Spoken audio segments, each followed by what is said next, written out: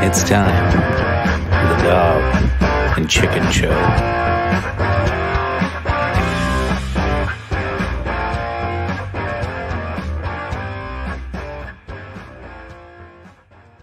Welcome back, ladies and gentlemen, to the 14th edition of the Dog and Chicken Show presents the COVID Chronicles. We are live tonight.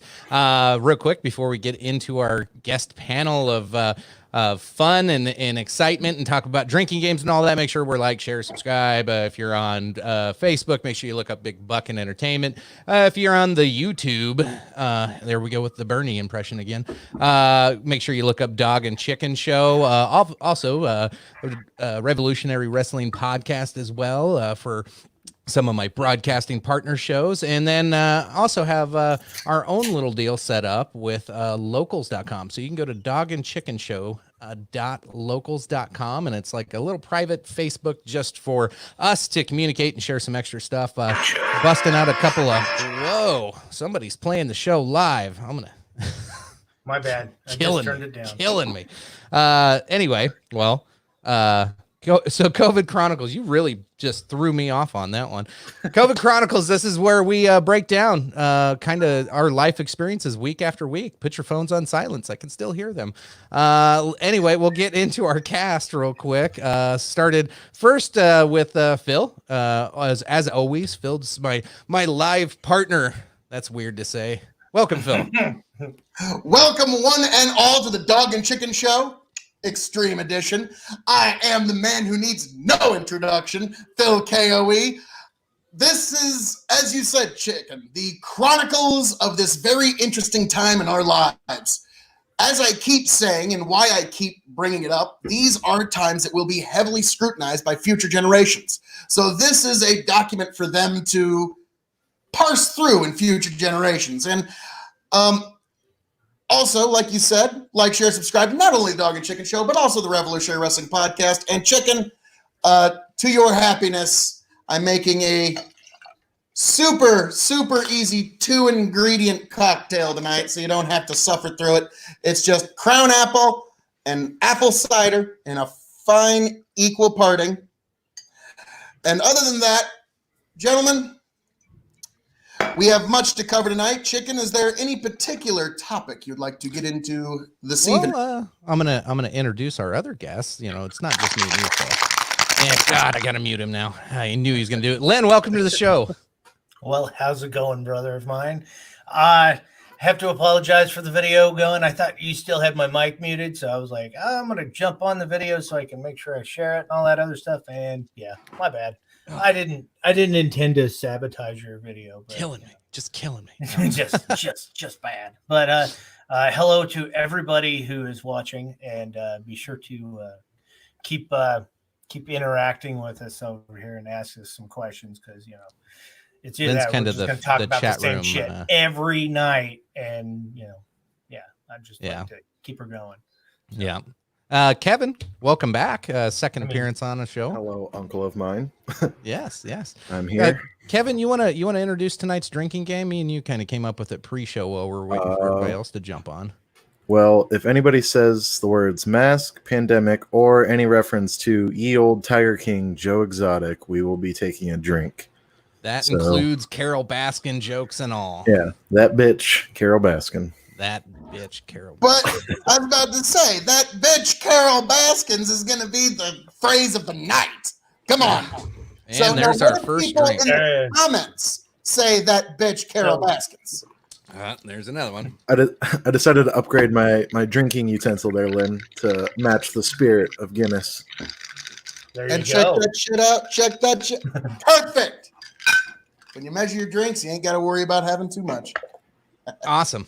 So yes, first topic of the night. Let's dive right into it. Make sure you, like Lynn said, make sure you're jumping into the comments. You can direct some of the conversation with this as we move forward here. But the first thing I really wanted to bring up tonight is I've been disturbed watching the news, as I always am. Down with the sickness.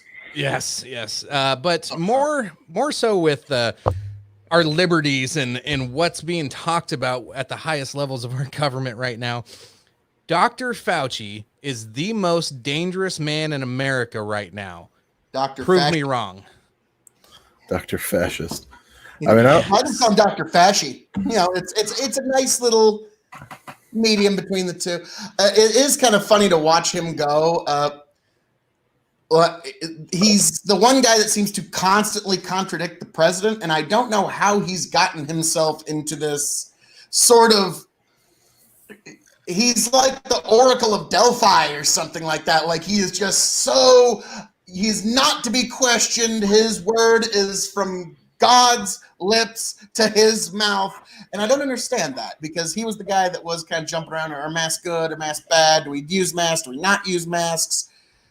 So Dr. Fauci, unfortunately, this is the reality. Any movie about the Trump administration will eventually have to have somebody that plays Dr. Fauci. And I recommend Jeremy Irons. Spot on casting. Awesome, Lynn. What do you take of this Mr. Fauci character? And this particular article, talks about the immunity cards. I don't know if you know anything about what he's talking about there, but that scared the shit out of me. I didn't read up on this. Can you explain the immunity card situation since you read it? So what the idea would be is everybody that's either had it and we go through all the testing, then you have a little card that says, hey, I'm safe to be in public, pretty much, which of course, which means you have to like show papers and show like, it's just freaky. It's scary, but that would require mandatory testing and immunization and a lot of things that go against the Constitution. So it'd be like equivalent of like a star being sewn on your jacket. Yeah, pretty close. Shockingly similar to that, Lynn.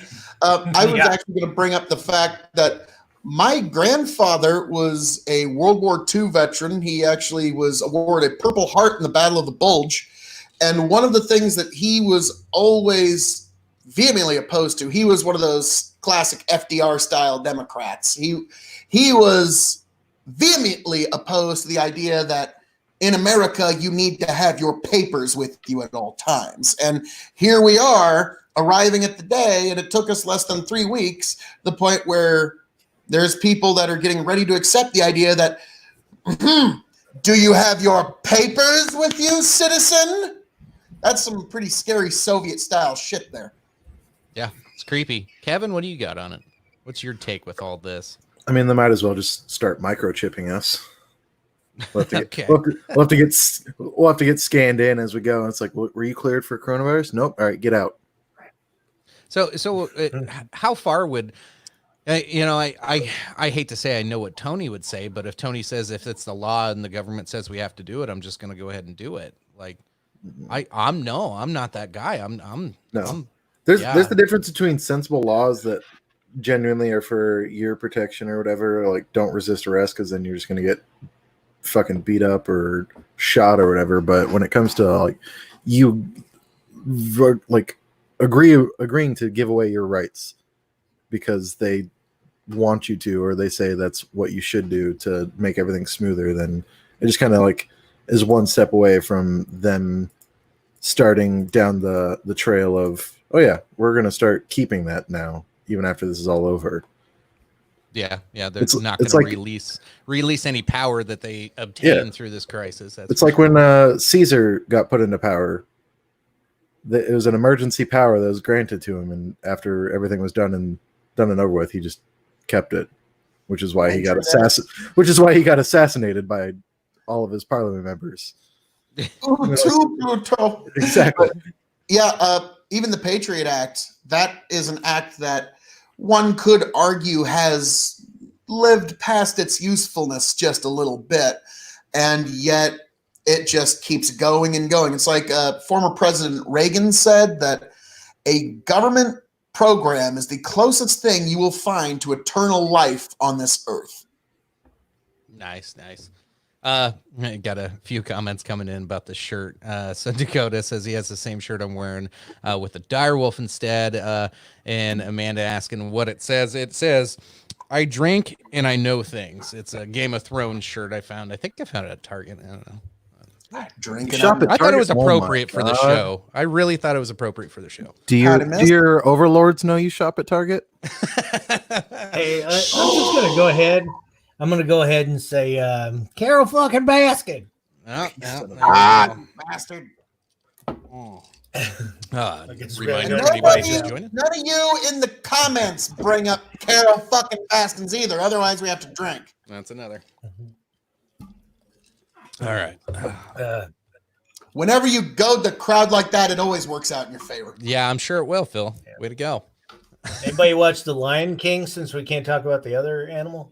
I have started watching some of those TikTok videos where they do they'll like grab like lipstick or something, walk into somebody sleeping and rub it on their forehead and go Simba. Simba. It's stupid. Remember, you are my son and the one true king. Anyway, Dr. Fauci, dangerous. Yes. Yeah, absolutely. This guy scares the shit out Mufasa's of me. a better topic. Sheesh. Well, this guy is like the modern day Mufasa. He's just short, kind of older version. We did kind of take He's it more real like dark Scar, right and in we the all first know 2 it. minutes, Yeah, man. Well, yeah. Which, hey, there's kinda videos dark. of We that. started talking He's about more like Scar, who was voiced by who? Jeremy fucking Irons. Oh, yes. What Yes, were you saying, folks. Lynn?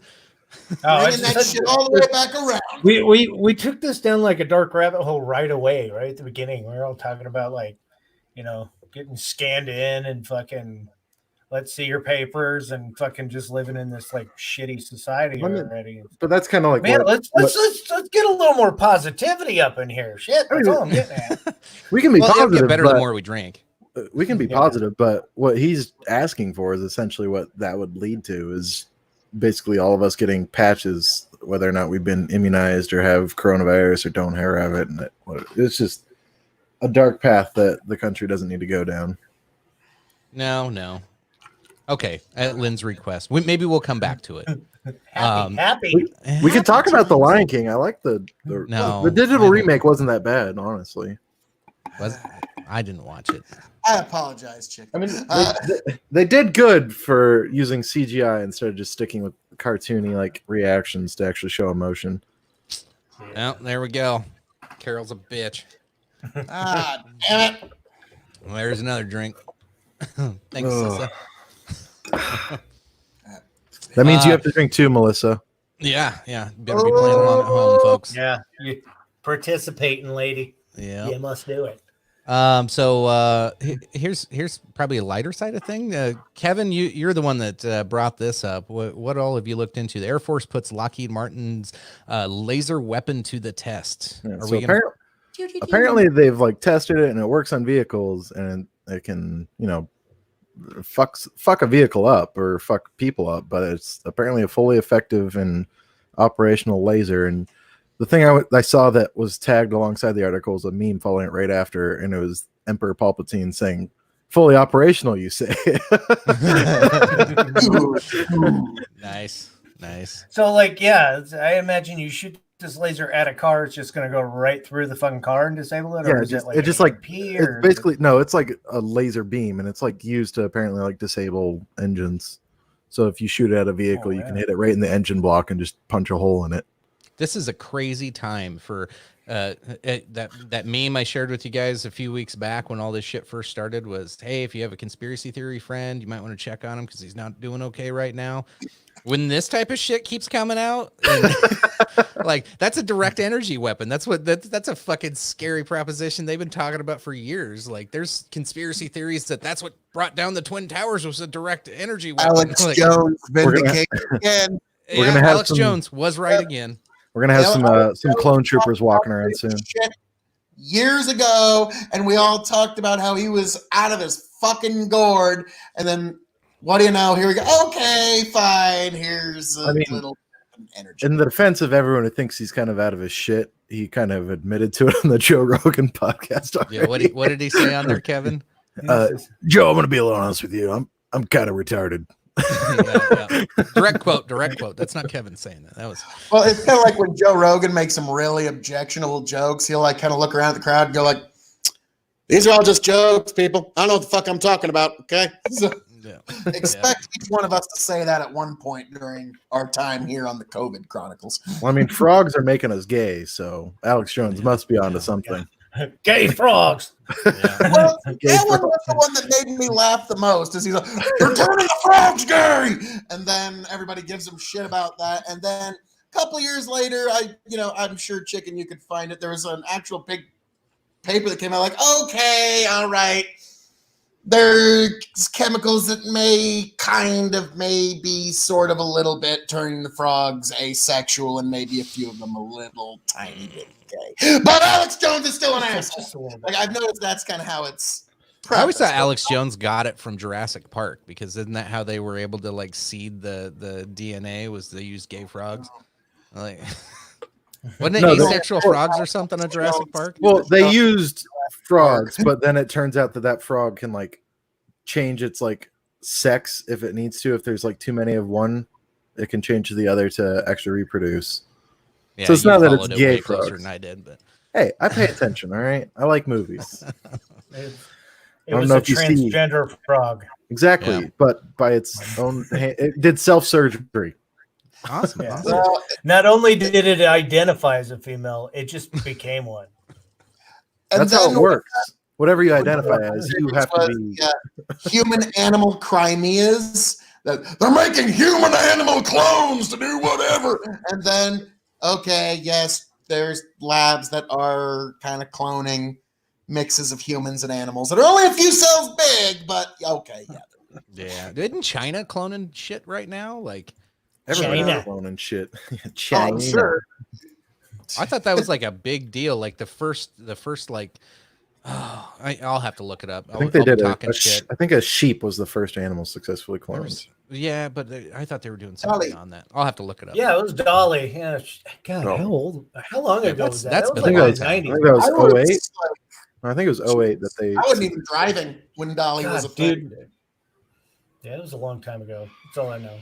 So they 2 female monkeys is what they recently cloned.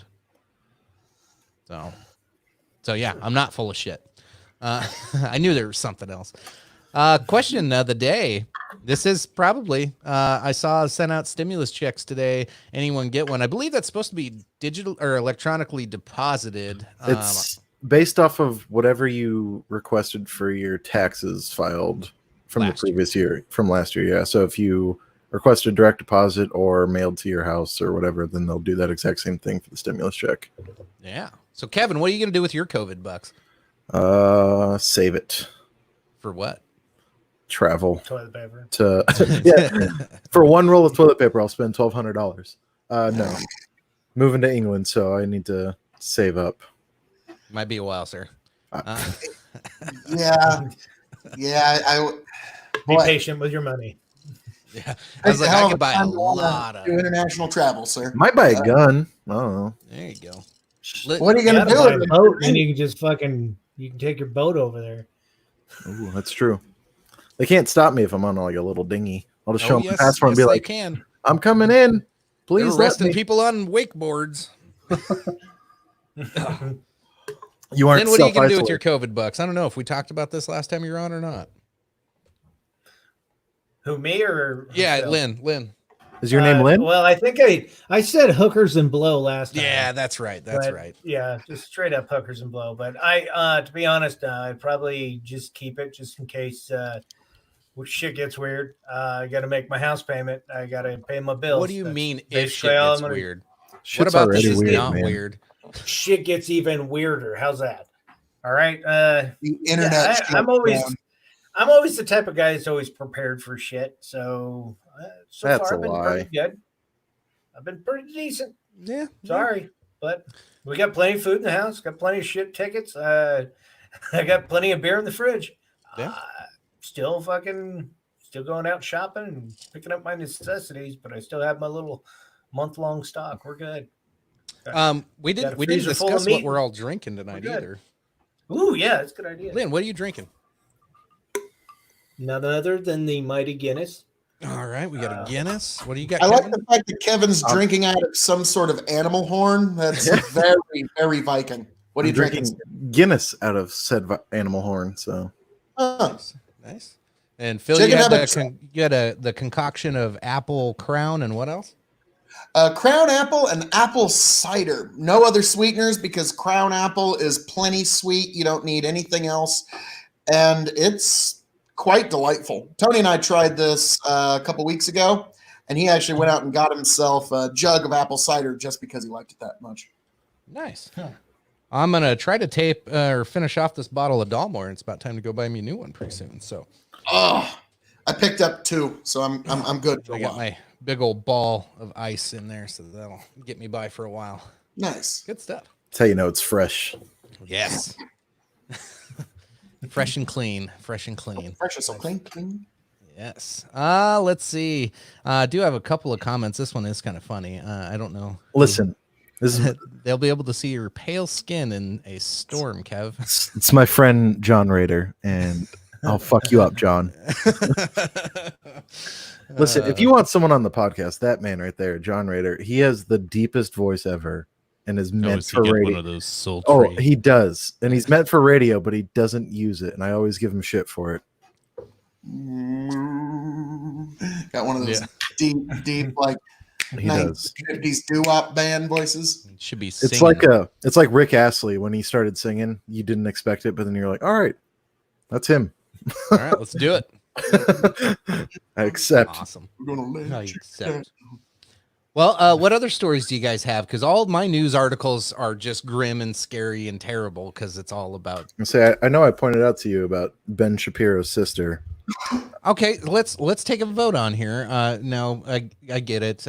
So here we'll include the women on here. So women, you can vote in if you think Ben Shapiro's good looking.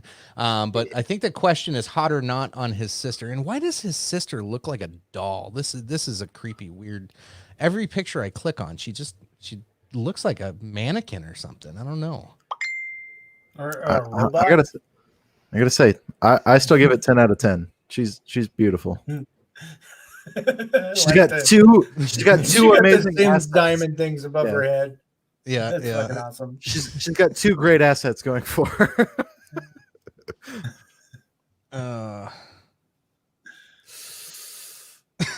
The comments on here. Okay. Hot or not, fellas in the chat, hot or not. And then ladies, if you don't know who Ben Shapiro is, he's a right-wing conservative commentator, podcaster and show host and all kinds of stuff. And his voice sounds like this when he's talking. He's very, very nasal, but he's yeah. Holy fake, says Heather. Yes. Probably. I mean, I don't know. Did Ben pay for him? That traditional Jewish, religion. You never know. They could be real. I don't know. Kosher meat goes pretty far, apparently. I was wondering how long it was going to take for us to get there. Yep. Yeah. All right. That's Phil, hot or not? I'm just going to say beautiful young woman, and I'll leave it at that. There you go. Michaela Cardisco says she's got some nice boobs. All right. She said what we're all thinking. There you go. Thanks, Michaela. Good job. All right, next topic. I don't know what else we got. All right, looks like we're going to the dark shit. Correctness. Right, that's it. Let's wrap it up. 23 minutes. We're good. Being beautiful anymore, so we have to move on. Yeah. Okay. How about this one? This one is something we've brought up a few times. Phil, you and I in the past have brought this up, and how far this could go. And Michigan's taken some extra steps here. Michigan Governor Gretchen Whitmer banning travel between 2 residences. This is frightening. That's a bold move, and we've talked about this. Okay, so it's something that will not stand up in a Supreme Court, but how long does it take to get to the Supreme Court? Wow.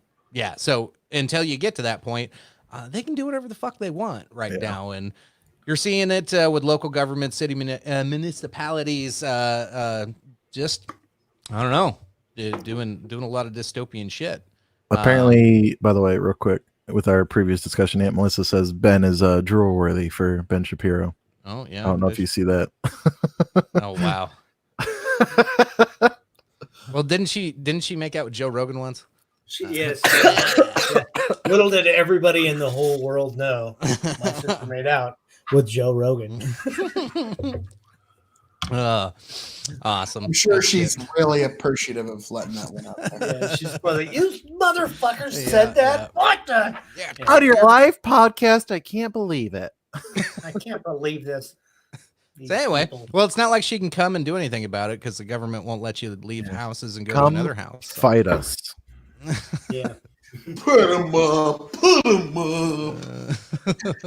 Dakota says Bill's Dakota- closer. She can come down in about an hour and whoop your ass, Phil. Yeah. Dakota corrected himself, but you should really highlight his spelling error for what he'd do with We've moved on. Shapiro's We've sister. moved I'm on. sorry. We're done It's with funny. the Ben Shapiro stuff. In regards to stop preventing people from going from one house to another, like you said, it won't hold up in court, but the courts will slow walk it until this particular crisis is passed. So you do have a good point there. Is we are in right now, as it stands, is the atomic and subatomic order of things in the world today. We are in a situation where state governments, local governments are going far in their overreach and trampling on people's rights in the name of greater safety. And we've been warned about that. And what's terrible is we are now in a spot in our nation where the citizens do not have usable access to the courts. Yeah, it's all shut down right now. You Yeah, you can't so even get a new They'll license. do right whatever now. the fuck they want. It's like I said when I was talking about the tech Illuminati. It's like, what will they do with this newfound power that they have? Whatever they can. Yeah. pretty much. What is it? Google and Apple are teaming up right now to like make a tracking app, and it actually. So I was actually pretty happy with her here in the last few weeks. I thought she was handling everything all right until all of a sudden she made this comment of everybody go download the Care 19 app. It's a tracking app voluntarily on your phone. Will track everywhere you went. That way, if you ever get sick, we can know who you were in contact with. And I was like, for somebody, she has, I don't know, come off as more of a libertarian thinking type governor. But then she says shit like that. And I'm like, what? Like that is like everything. And no, is everything that I thought she was against. She's all of a sudden, everybody download this app and give me all your information. I was like, fuck you, lady. Yeah, I think her intentions were all there, like, trying to help people try to figure out where they're at, because you don't know where the hell you were. And like, say, like tomorrow you get tested positive, right? And they're like, so where were you the last 3 weeks? And you'd be like, None of your fucking business. That's where. well, see, if they're trying to like warn other people to, hey, you might possibly have to get tested, blah, blah, blah. Yeah. But yeah, it'd make it easier for them to see exactly where you're at by looking at your phone and an app and all that shit. But but what's to say that they didn't see exactly what you were Googling at the same time? What kind of shit was going on? Did they hack into your camera too? Like, see you taking a poop? Weird shit. Well, I mean, yeah, if we're going to go by the standard of it makes things easier for law enforcement, you should just put a camera in every room in your house and with you everywhere you go so that they can constantly watch and monitor everything you do just in case you might do a crime because it would be easier for law enforcement. It's one of those arguments that I don't really like when you hear about it is there are those that believe that the entire American experience should be shaped and warped around what makes things easier and better for law enforcement.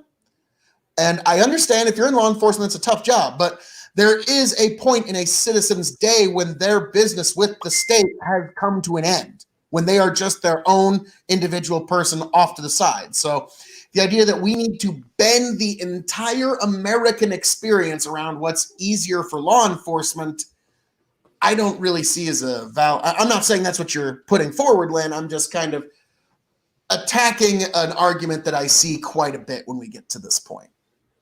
So Heather brings this up here, and go ahead, Lynn. We can continue the talk there. But I've seen a map posted of Kansas saying they're already using GPS on our phones and giving each country a grade A through F. County A through F. Well, I guess you could grade me F plus, but I'm just staying in my fields. Well, no, so I've seen the videos. I saw one where they were like tracking cell phone usage in like Miami, and then it like spread throughout the country within like 7 days or whatever. But that's just with your current phone apps that you already have. You have your location settings turned on to most things when you download them. You don't even really notice it. If you look at with an iPhone, you can see the little triangle will pop up randomly.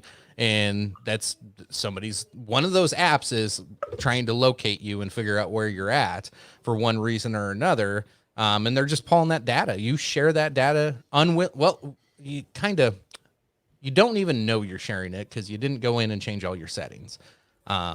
It's unfortunate reality. It is what it is, but is it right? Is it wrong? I don't know.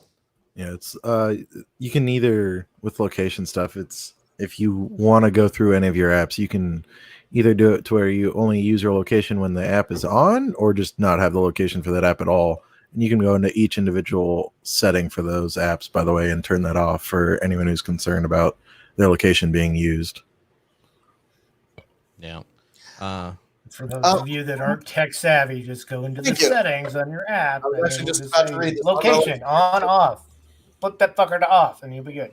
Yeah, law enforcement has a job to do in protecting the American people. The way that they have been instructed is fine. I agree to an extent, except for there's some crazy shit out there right now. You see the videos of the people getting pulled off the bus because they weren't wearing a mask, even though it's technically not the law. And one guy was wearing a mask, and he still got kicked off the fucking bus.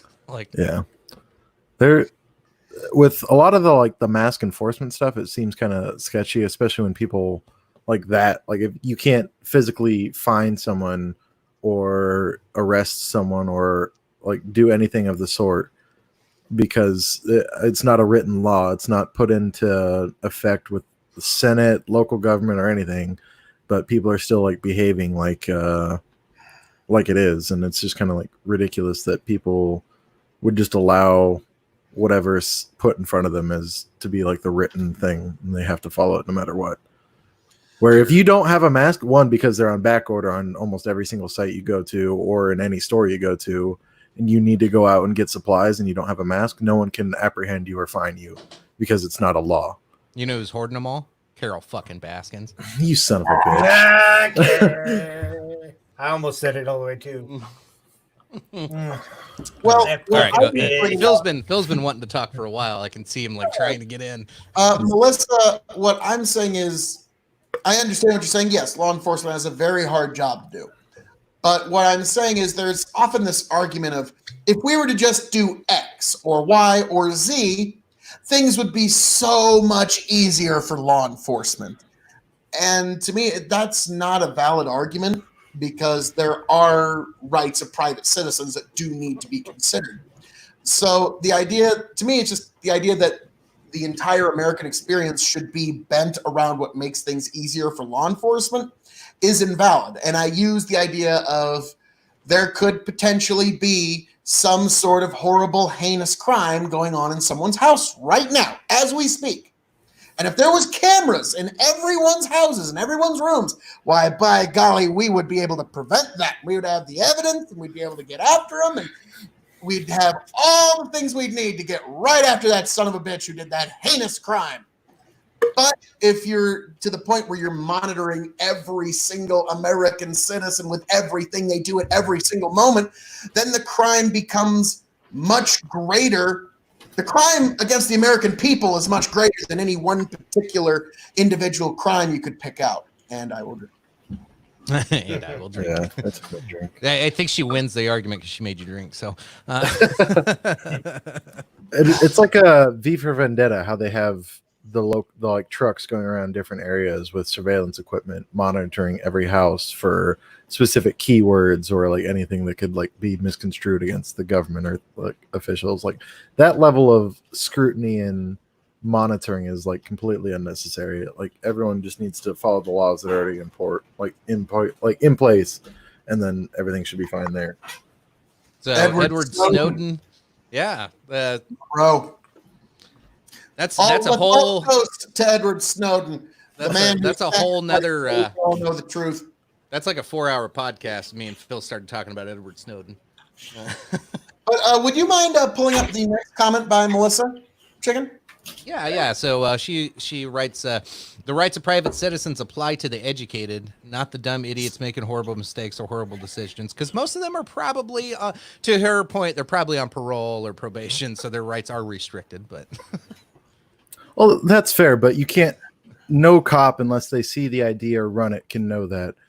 So just because that person has parole or is on, like whatever it may be, that's constricting their movements or what they can do, doesn't mean that the cop should automatically assume anything. They should run ID first, and if the person runs, then that's their own fault, or like tries to resist arrest, then that's their own fault. But like all courts, policies are, is innocent until proven guilty, and that's what every police officer or law enforcement official should follow. Exactly. You don't just automatically assume the worst. Sorry to disagree with you, miss, but there is absolutely no reason that anyone's rights or liberties or privileges should be restricted in any way unless done so through due process. So if this person has violated some sort of mask ordinance, then fine. That's perfectly fine. Oh, he said it. yeah, he did. You sound good. I will get through this without saying it. So I thought when he started talking V for Vendetta, I thought he was going to say that word too. But when we take I watched myself, all right? when we do take that heavy hand, we end up committing a far greater crime against our society as a whole. So that's just how I see it. Yeah. It's I don't know. It's a dangerous thought that you have, okay, so like the conversation goes to what is the police department's job on protecting us during I almost said the P word, during this crisis, and how does that role change, and when should their enforcement of some of these arbitrary rules be pushed? I don't know. I think there's some things to think of beyond it too. Is there's a lot of people that are just like, well, I hate all cops, and they just they're assholes and they're evil, blah blah blah. Well, think about it right now. They're probably stressed out. There's good ones, there's bad ones, there's in between, but they're stretched thin, they're stressed out, and then you have the whole community of people going, hey, these people aren't following the rules the governor told us that we needed to follow. Go do something about it. So then you have people probably overstretching their limits a little bit. Yeah. I don't know if you see Melissa's comment. She says, we aren't talking about parolees or criminals. We're talking about individuals making bad choices, ruining for everyone, just like every other situation in the world. Somebody thinks they're above it, which is kind of along the lines of what you said. Like, people are either abusing power because they think, someone driving down the road is automatically in the wrong, or that same person driving down the road doesn't think anything's that big of a deal and they don't need to listen to a quarantine. Yeah. So, like in those situations, it's one thing, but yeah. Go ahead, Phil. I was going to say, Chicken, when you're talking about, what obligation do the police have to protect you? Are you at all familiar with the case that went before the Supreme Court, Warren versus the District of Columbia? No, off the top of my head, I'm not sure where you're going. They have a responsibility. I was trying to correlate They have absolutely no responsibility to protect you, according to the Supreme Court. The police have no responsibility to protect you whatsoever. You can look it up. Warren versus District of Columbia was a decision where it was stated that the police have a duty to protect society, which is one of those meaningless words that means nobody in particular and everyone specifically except you. So yes, the Supreme Court has affirmed the police have absolutely no obligation or need to protect you at all. You are responsible for your own security. Well, was NWA right then? Fuck the police, coming straight from the underground. Yeah. So that's interesting. I'll have to look into that one, Phil. The police aren't going to protect you. I'm sorry. And if things get really, really, really bad, like George Carlin said, they're going to protect their own families. Should we remove from all police vehicles to protect and serve? We should just take that off. It is to serve. Yeah, it just says to serve. Bend to our will. If you are law enforcement, I'm not disparaging you. You're in a tough job. You're in a tough position where you could lose your job, get sued, or make the national news at any given second. I'm just telling you what the facts on the ground, as I said, the atomic and subatomic order of the world and things today. All Phil wants to say is bend the knee. Bend the knee. Bow to me. That's what we're all being asked to do, though. Every time they put in these arbitrary rules. I don't know. I'm a good boy. I play along for the most part, but yeah, the second we got an argument in the comments. Sorry. Oh, we do. Good. Yeah. It's against Phil. Well, let's hear it. Bring it. Amanda says, "My dad signed on to protect and serve." Phil. That's fine. And I'm glad that he does. And I'm glad that there are people that are on police forces that do have that level of sensitivity and understanding of what happens in their own communities. The Supreme Court has stated that they don't have to. And that unfortunately does enable some bad things to slip through the cracks. Yeah. That's a philosophical debate to have for sure. A moment of philosophical Phil. Oh God, I just gave him a new name. Can we kick him out of this already? Can we just boot him for that one? That one hurt. That one hurt to listen to. I don't want to. Puns are very. You know what I can. Funny at all. I'll just get him back by reminding him he is the former Revolutionary Wrestling Podcast champion. Sir, you have besmirched the good name of the Revolutionary Wrestling Podcast Championship, sir. And just how dare you speak to your champion in such a way? No. We will be unveiling not my champion. Championship inquiry. Hashtag not my champion. I like it. Yes, not my champion. There we go. You're welcome. Thank you, sir. Yes, a movement has started against you, chicken. We've even got a hashtag now. Thank you, sir. Yes. No. All I have to say with police and all this stuff, if you're doing wrong and you know it based off of what people are saying, that's, just kind of sensible. That's one thing. Don't be an idiot, self-quarantine, only go out for what you need. But if you're doing what you know is wrong just because you don't want to listen and you get called out for it, then you're not above anything. Like, just accept what you've done wrong and, pay the consequences. Lynn, when he said when you're doing something wrong and you know it, did you kind of want to clap your hands? Yeah, he did say that, and I was like, yeah, me and you both perked up right away. I was like, fuck yeah. But well, I was kind of like reading some meme or something earlier today, and they said, well, yeah, you can't go to any state lakes to go fishing, but you can go to fucking Walmart and stand there in a petri dish, fucking all these fucking people running around rubbing each other's nipples.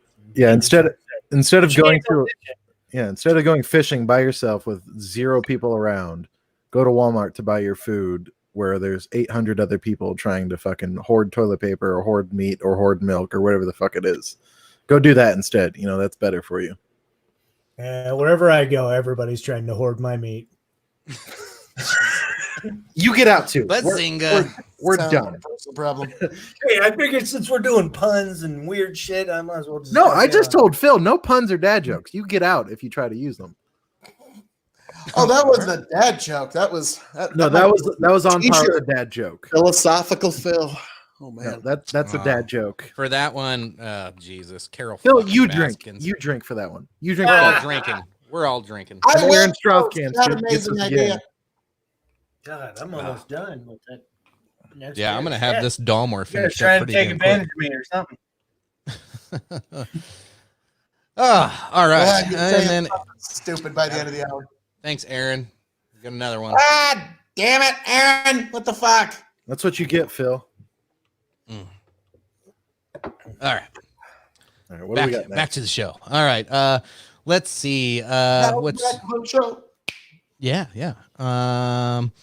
Let's see. We can pull this one up.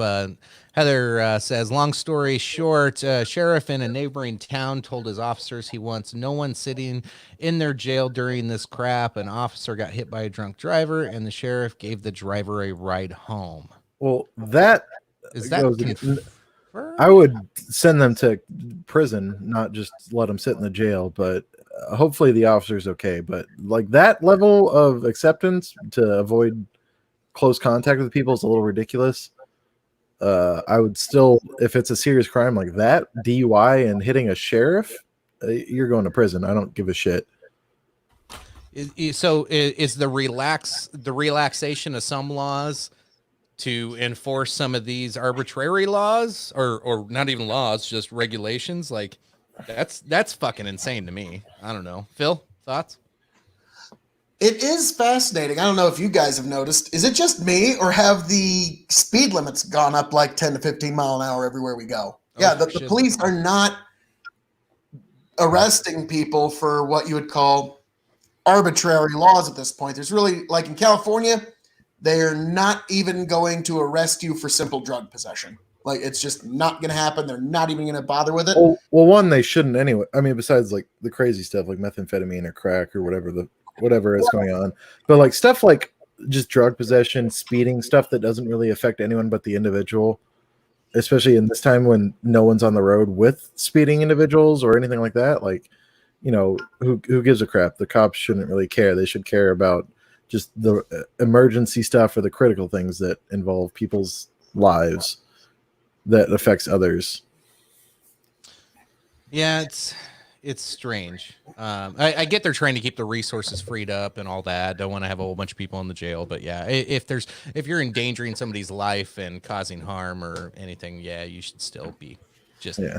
Oh yeah, if you're a danger to yourself or others, you should just be locked up straight up. There's really no way to put that, and especially like drunk driving. If you believe in like heavy libertarian philosophical theory, like the non-aggression principle, drunk driving is still something that would be a violation of this basic non-aggression principle. The non-aggression principle, for people who don't know, is the initiation of the use of force is immoral under every circumstance.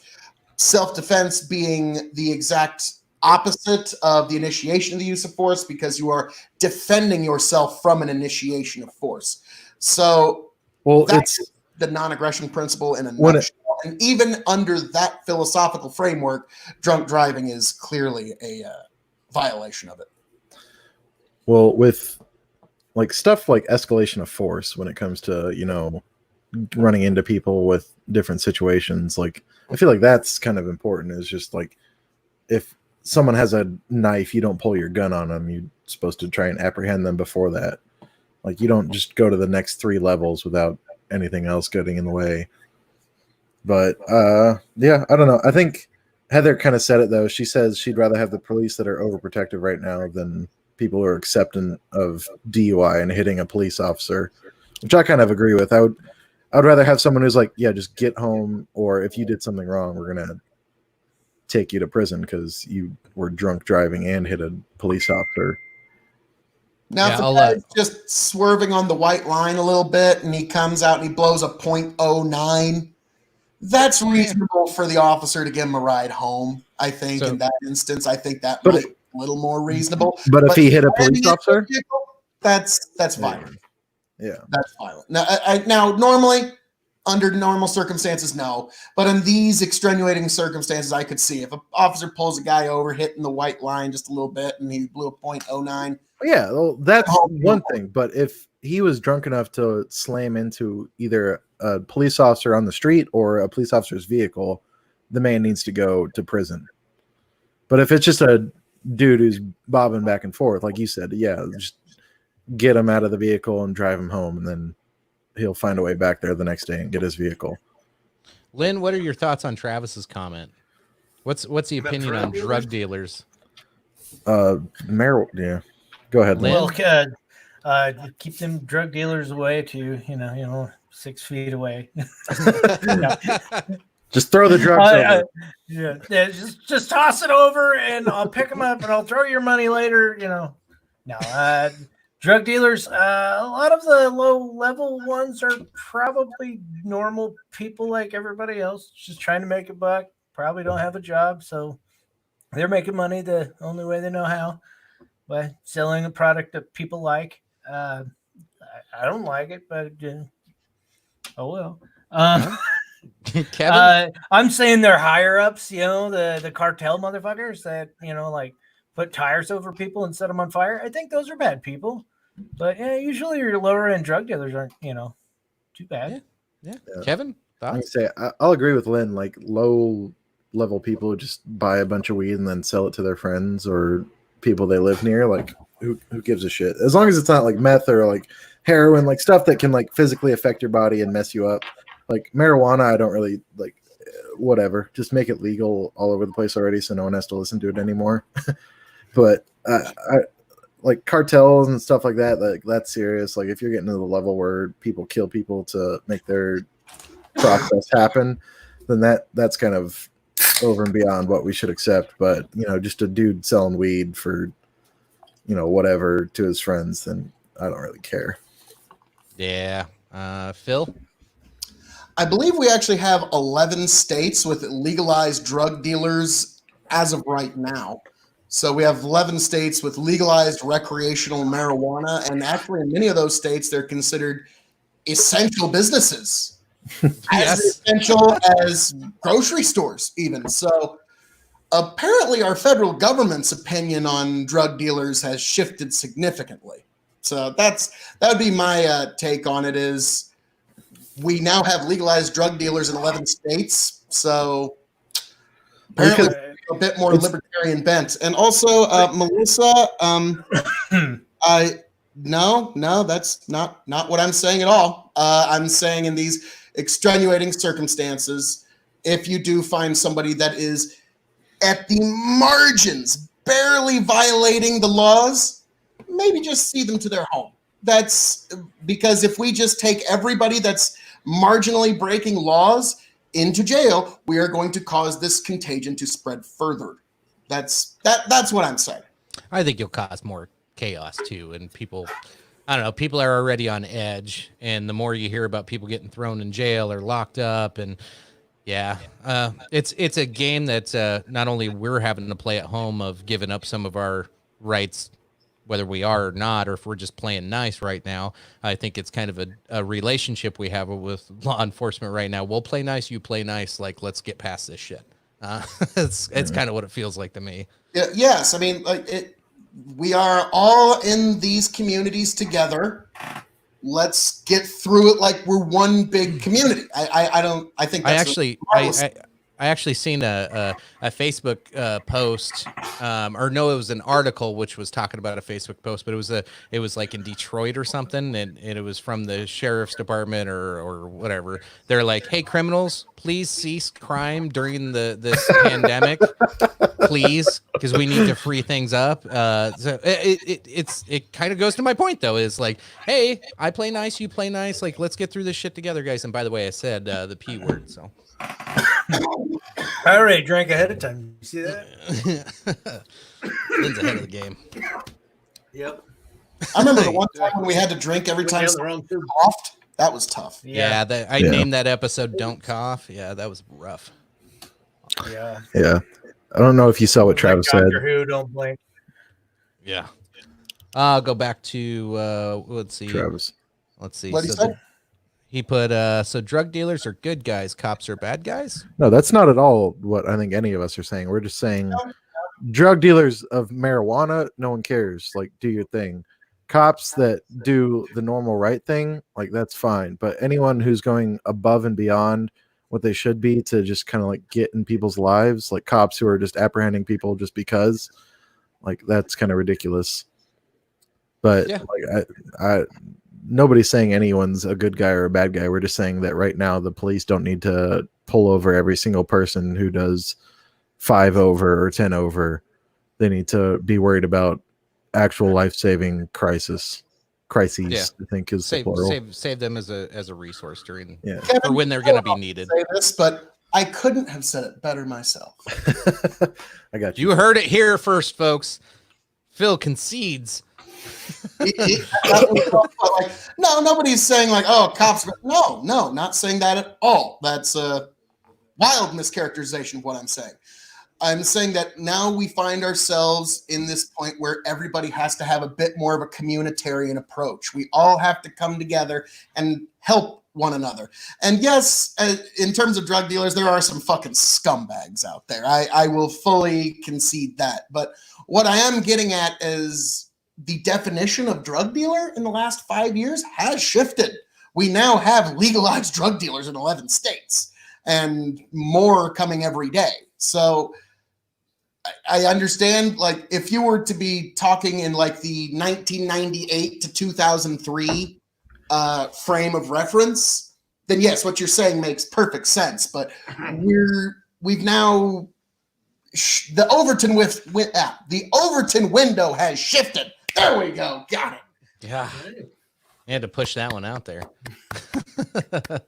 Kudos, sir. Kudos. Thank you. Thank you. I'll be here all week. Remember, tip the veal and try your waitress. Yeah. I like it. I came back to a weird point. Yeah, you sure did. Sorry for that. I have the bladder of a small child, apparently. But yeah. Let's see. You broke the seal, so you're just gonna have to keep going. Yeah, now it's gonna be a problem. Good point. This is actually our cousin Amy Lynn. Cops can be just as bad as the general population. They are human. Yeah, they sure can be. They can cause just as much panic and problems as the rest of us. Human beings are corruptible. Human beings can make mistakes and do bad things. Police officers are human. Therefore, police officers are open and susceptible to all the flaws that any other human are. So yes, you're absolutely right. I'm going to solve this problem right now. RoboCop. Are you trying to watch a guy? The original or the remake? The original. Yeah, the original. Okay, Yeah. all right. I'll allow it. Yeah, the original where the guy gets shot with a pistol and like all of his body parts start exploding. Also, hey, Canadian guy, how we doing? You had a 50 caliber pistol, right? I don't know. How we doing? Welcome to the show. Yeah, Canadian dude, hello. Yeah, welcome back, Canadian dude. Let's see, what else do we got on the docket tonight? We talked about travel bans between houses in Michigan. That's fucking weird and crazy. We started off with Fauci. Can we just make fun of Fauci right now instead of going the doom and gloom route? Fauci, you're such a bitch. I hope you die of coronavirus. There we go. Wow. More like Douchey. Douchey. Douchey. More like Dr. Douchey. More like fucking dick. This is a sad attempt. Yeah, I know, right? I'm not bringing my A game tonight, fellas. I don't know. I just think it's funny that, I mean, I'm outraging large segments of the audience, so I think I'm doing my job, Joey. So, I think it's funny though. Haven't offended yet? Let me know. I will get to you. No, I think it's funny though that a small, tiny man who probably was just like a regular medical scientist is now considered one of the most influential people in America just because he got pushed onto the COVID-19 task force. And is that one of the words? No, go ahead, Lynn. Okay. No, like the drinking words. Oh, what did he say? No, it's either MP or something with a tiger. Or something with a tiger. And that's all you can't say. Now, curious, if I were to turn it into like a new gimmick where I were to call myself the Tiger King of Extreme, does that count? No, that's it. Yes. Well, it does count. It's a drink. You said it because you said it. Can we? It says and any reference to. Can we like mute Phil before he says things so we can like vet his response? You know how mad Phil gets when I mute him? This brilliance just has to be all the more reason to keep muting him. Oh, there was one where we had like 6 people on. Like, I was starting to annoy Chicken a little bit. I would just go, "Excuse me, sir," mute. Like, oh, okay. I'm pushing his buttons a little bit now. I do believe there might be a mute. Oh, okay. All right. Yeah, Don't compare us to Bill Maher, Amanda. Yeah, don't do it. I don't know. I was pretty proud of Bill Maher. He actually called out. He actually called the virus. He called it the China virus. Bill Maher, super lefty, in the trenches with the. Well, it originated from China, so what I'm saying is not incorrect. It's from China. It's from China. Thank you, Jerry.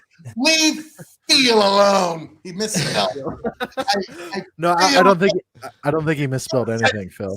I We feel alone. Yeah, I don't know where I am, but I like it. Yes. welcome to the show. Yes, If you don't know yes, where sir. you arrived at the perfect place. Yes. Oh, Jesus. So Dr. Fauci, he scares the shit out of me though. Like, so he is not political in any way. He is not a law professional anyway. He is a medical professional, and we're basically handed him the keys to everything and said, what should we do? And we're all being told, listen to the expert, listen to the expert, listen to the expert. And I'm like, this guy, like, this guy sucks. The guy who couldn't decide whether or not we should wear masks when it's a respiratory. You fucking said it. I know. We'll drink to that one, but it's a respiratory disease. But he's arguing that fact whether or not we should or should not wear those things. So okay, tinfoil hat. I think that was on purpose, so they could catch up the supply chain. Just my honest opinion, they knew we had this huge shortage and. Yeah, because people were going to go nuts. And so he's like, hey, nobody needs these. They don't work anyway, which, like, I knew already. I know medical professionals I work with, and they're like, hey, unless you have the N95, like, it's pointless. You're still going to spread it. The only thing, or you'll still get it. The only thing it'll save is you spreading it. Well, now that's what they're telling you 2-3 weeks later. But, you know, at the get-go, they're like, oh, no, don't wear masks. This is stupid. But now all of a sudden you want to. So, and I said it again. It's kind of like, is an I egg drank good already, for you? so An egg is bad for you. The egg is good for you. yeah, the it's egg like is bad for you, and it will continue on an endless cycle well past your own lifetime. my favorite is the people are like, oh, you'll get salmonella, but then like pro athletes will drink raw eggs for like a protein shake, and it's like, I don't understand what we're supposed to be doing here. Fake news. Like this pro athlete who's at the top of his game drinks a raw egg shake or like raw egg drink every day, and somehow he's fine. Salmonella develops when there's air that makes contact with the egg. So if there's like a very micro crack that you don't see that gets into it, that could potentially cause it. Otherwise, you need to leave the egg alone for a long time to actually. But to me, a raw egg is just fucking disgusting. But like, if you are starving to death and you're on an island and you find an egg and that's all you got, you can eat it raw and you will be fine and you will be alive. But it's to me, it's just disgusting. But if you were to do that, just eat it quickly and you should be fine. What's funny is the concern for salmonella comes from raw yeast when you're eating cookie dough. And that's why people tell you not to eat raw cookie doughs, because of the raw yeast. So if you want raw cookie dough that you can eat, just bake your yeast beforehand and you're good. Or raw flour, actually, not yeast. Raw flour. Bake your flour before you put it in the mixture, and it'll cook off any bacteria. Good luck finding any fucking flour. Saying. No shit. Last time I went to Walmart, which was today, no fucking flour. Did you wear your mask? God damn it, I said it. I did. I'm gonna call you a CUNT, Yes, CUNT if you keep it up. Lynn, show the folks at home your special mask here for the COVID Chronicles. Oh shit! You said it twice, chicken. Did I say it again? You just said it again. You said, show them your special one. The beautiful, the Plague Doctor M word. It works great. And yeah, walk through Walmart wearing this, and people will look at you like you're strange as shit. I'm surprised you didn't wear your ghost one. Kids wish I get had one. very, very scared. This is a ghost one. It has the upside down cross and everything. Yeah, but like the real ghost one, not just a plague doctor. Well, yeah. Well, that's from nice. the new album, man. Bernadette will send you some flour. That's nice. Well, it might get busted into. We got one of our first Amazon fucking package. Oh no, I think it was U.S. Postal Service. We got a package sent from Bernadette to the wife. Got to the house and it was all busted open, and somebody went through our package and fucking stole a bunch of shit. Well, it happened during transport. It wasn't at my house. Just coming from Nebraska to Missouri, somebody just thought they wanted to see what was inside that package and open it up and steal about $75 worth of shit out of it or something. So yeah, That that was my news of the week. We are victims of crime. victim. I'm interested in this. Yeah, I'm looking at it right now. Is the history real on Fauci? He was with Gates when vaccinated all those young girls that died. Now he is pushing a Gates-funded vaccine. Dude, this is probably my new rabbit hole for the week. Thank you, Michael. Well, I don't know. I have something new to read up Pretty on. deep. Fauci, he's 80 years old, and he has served on this and varying other 80? task forces. Yeah, he's 80 years old, and he's served on this and varying other task forces. Look back on it for 6 fucking presidents. This guy's been around for fucking ever. And so if you want to get into your deep conspiracies, if you want to talk about a deeper state guy, fuck. Yeah, it was what is the project? It was a Project 201 or something like that. Is the Bill Gates conspiracy that they actually played a war game of fucking I'm saying it, a pandemic back in October. Supposedly they played the war game back in October, right before all this shit comes out. It's just convenient. It's just like 9/11. They played war games right before fucking 9/11 too. Not gonna go down that road. That's a different show. But like, it's just always convenient. Like maybe they just play a war game about everything every day. So no matter what happens, there's a conspiracy for it. I don't know. That's the great thing about conspiracy is wherever the mind cannot fathom a reason, it will invent a conspiracy theory. And that's... Well, no, sometimes it's Occam's razor is what creates the conspiracy theories of like, yeah, this sounds nefarious and I don't trust that guy. So he probably is doing nefarious shit. I understand what you mean, but what I'm getting at is if you look at the big events in history within the last 100 years, like 2 that I always like to point at are like the JFK assassination, 9/11, where the mind cannot fathom why this event happened. It will invent a conspiracy theory. Yeah. And that's why you've seen so many varying, wide and vast conspiracies come out about these. Yeah, good point, Amanda. Where was this on the conspiracy episode? I know. God damn. Hello, Yasser from getting around the world here tonight. Appreciate that. We've been getting a lot of worldly viewers lately. I appreciate that. That's awesome. You're welcome. Welcome to the show, North Africa. They're here from be here. Hey, and a Carol fucking Baskin to everybody watching. And a Carol Baskin to you. Wrong button. Drinking too much. There's tigers for you and methamphetamine too. We wish you happy Carol Baskins and a Joe Exotic. This is fun.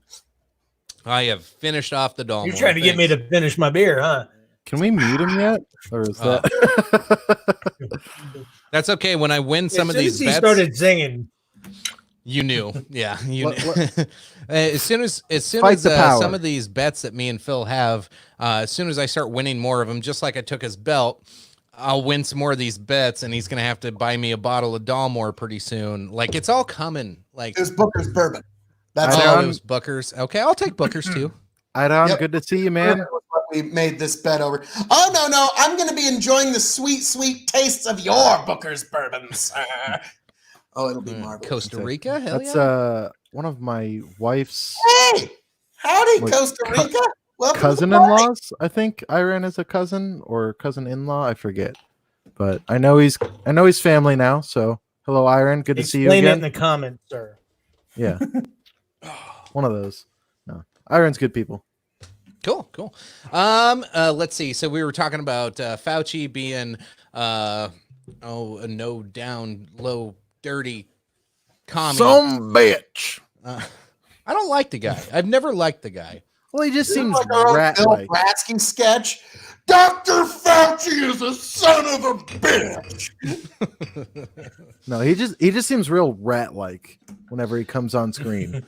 Every time I see him, he's like a mouse or a rat trying to like navigate his way out of the situation. So today. It's funny when Trump walks up to the mic and he's like towering over everybody, and all of a sudden he comes up and he's like, "Hey guys, Do you have some cheese I can eat before this conversation begins? Yes, if you were going to be in Hollywood and you were going to typecast an evil corporate villain that was going to close down the orphanage so that he could build high-rise condos, you would typecast Dr. Fauci. Like, no, you're perfect.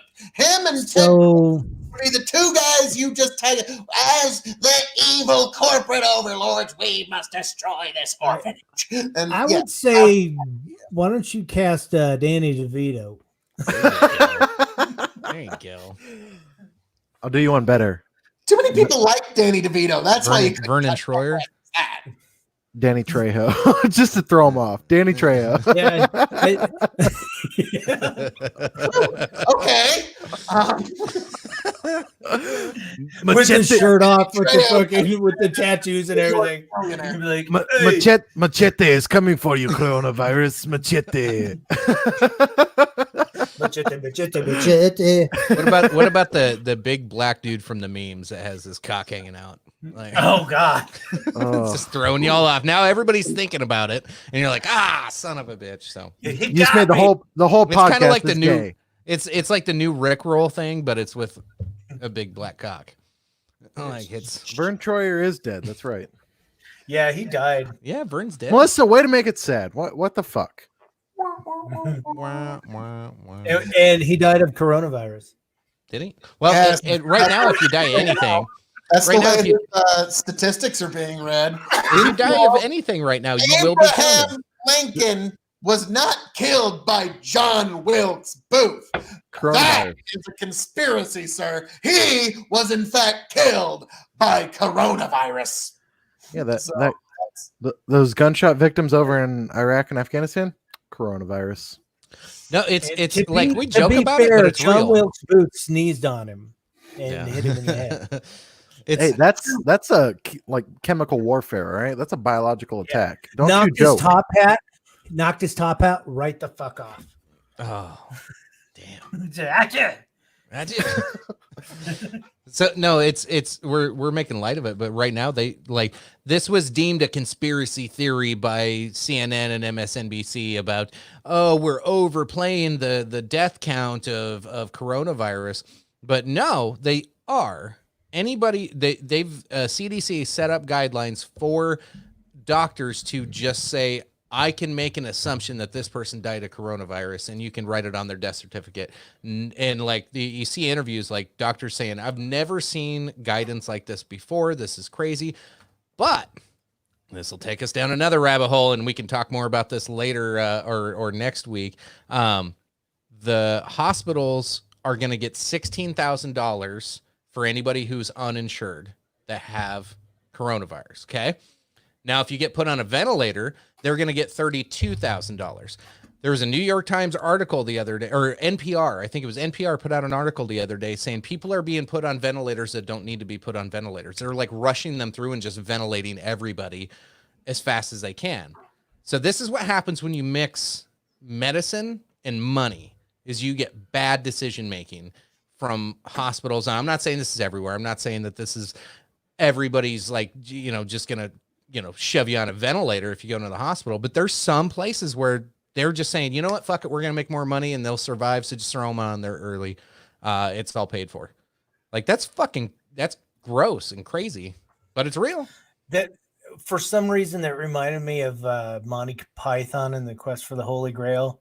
And the dude's carrying out his dead old man with him. The old man's going, I'm not quite dead. He goes, Bring out your dead. but I'm not, I feel like I could go for a walk. And then they just club him and throw him on the cart anyway. Yeah. Yeah, that's a good analogy to it, but no, Phil, am I wrong? Mixing money and medicine when you say we'll pay for all your treatments if you have uninsured people. Do you see this being a thing? And then when we just say, well, they probably had pneumonia, but they were 85. I'm just going to say they had coronavirus because now more shit's paid for and we're padding the numbers because the health department poster that's on the wall behind these doctors are like going, yeah, well, like, here's what we're going to do.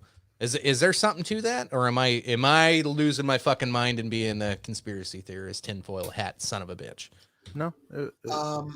Are you saying that you are somehow being a little overly skeptical when you deposit the idea that when the government turns on the free money spigot, you think there might be some potential for abuse for that? Chicken, that's not conspiracy theory. That is an astute observation. In fact, I wouldn't even call that astute. I would call that self-evident. That's yes. It will very clearly, obviously, like the odds of there being abuse and overcharging is 100%. Like, I will guarantee it. I will fucking bet anything. I'm take any bet on that one. Yes, it's a 100% chance that there will be some sort of abuse and overcharge. And again, but when you understand, and let me just get through this, and then please read her comment. Once we get to this point where the government turns a spigot on, this is the first time in human history where the people, the general population, gets to be on a part of the inflation on the front end rather than having to loan it from banks plus interest. So as somebody that studies markets and free markets, this is just a fascinating time to study, and I don't have perfect answers, but I am recording what's happening studiously. That's the purpose of the COVID Chronicles. Kevin, you had something you want to say about that? Or did you lose it? I think I lost it. You should have wrote it down, man. You should have wrote it down. I'll go back to Melissa's comment there. Medicine and money has always been a bad situation. New York City is angry. They get $14,000, I'm assuming, dollars per COVID patient, where Nebraska would get $300,000. That is fascinating when you spread the money around like that with population centers. I'm sure there's some of that shit. And New York's probably like, hey. I don't know. That's good for small town hospitals, I guess. Well, like, less people you got. So chug. Kevin just had an accident with his beer. We gotta zoom in. He's like, oh my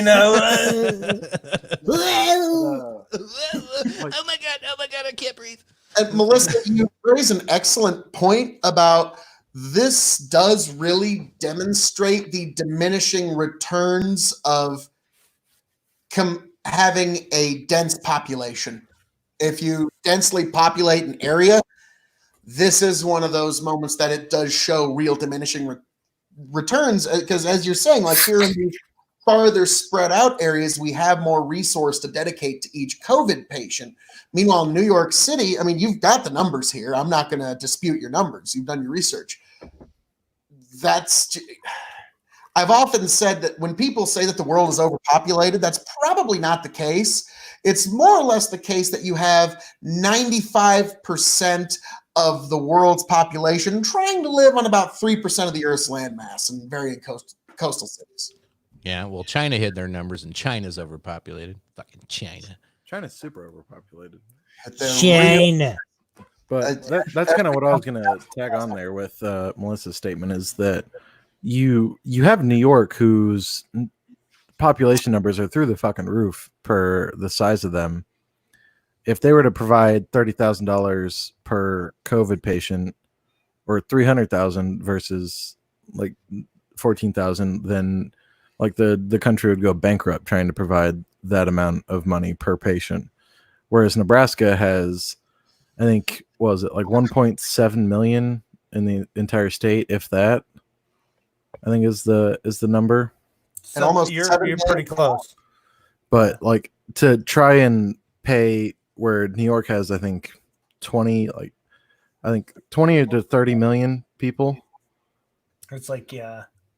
Like they have a huge number of people in like the city alone, two, the entire state.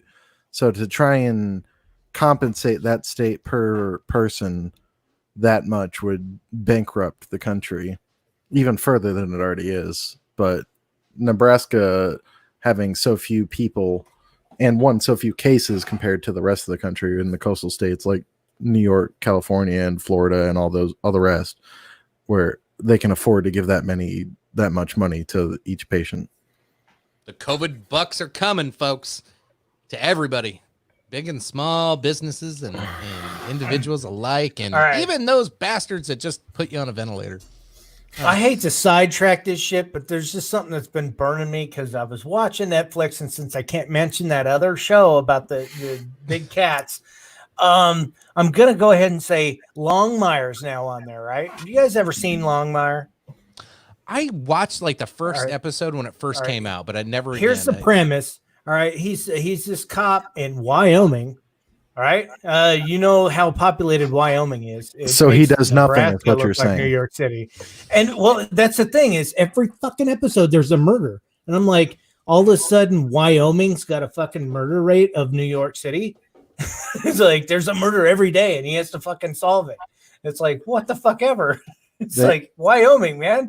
I feel like they made that show for people who refuse to like use Google or like fact check the fact that Wyoming has 0 people in it. It's like, yeah, we have 10 people in the entire state, but we have a murder every day. It's like, so you get 10 days of murder, or do like new people move in? I don't get it. You'd have like a negative gross population after a while. And my other thing was Indian reservations.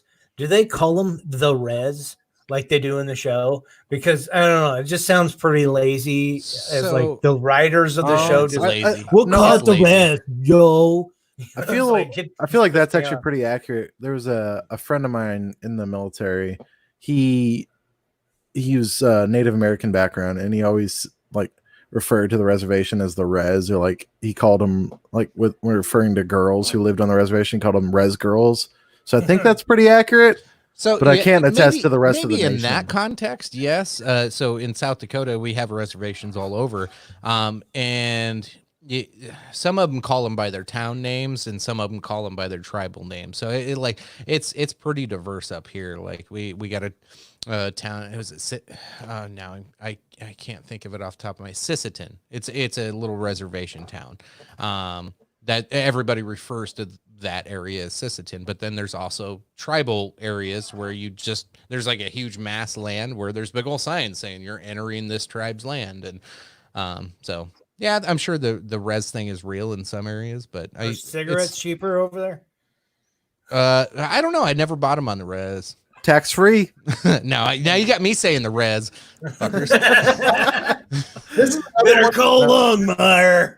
No, maybe it's a white guy thing. My personal kind of a little bit of my libertarian bent kind of shows, and whenever there is a conflict, when it's just a home rule matter between a reservation and the federal government, I personally just, as a matter of instinct, I'll usually side with the reservation. Did you know Kanye lives in Wyoming now? That's he's like Kanye's like the cousin of ours that we don't like. I'm starting to like him now. He's like the way he talks to like Kim during interviews, and like the way he is starting to behave, especially like Trump interactions, is pretty funny. There's an interview where Kim Kardashian was actually talking about how they don't have something or whatever. I think it was a jacuzzi. I think there should be a lifetime ban on anybody who talks about Kardashians on my show. Like, just I'm go referencing ahead. Kanye. I just had to fuck with you. But cousin like, Kanye. She says something. She's like, we don't have a jacuzzi or something. And Kanye like gets so fucking like irritated right away. He's like, he looks at the camera. He's like, can you believe that? We don't have a jacuzzi. We don't have a jacuzzi. Can you believe that? Like all angry and like sarcastic. And I was like, holy shit. Like Kanye is just really tired of her shit. And I love it. Curtis got my back on that one. I'll fuck you up, chicken.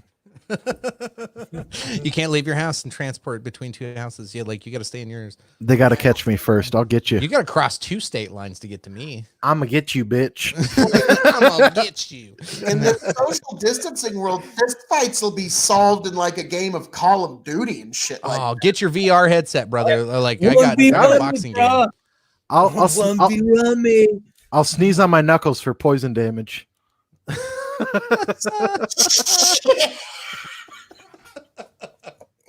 Wow, that's a new one. Fuck you up.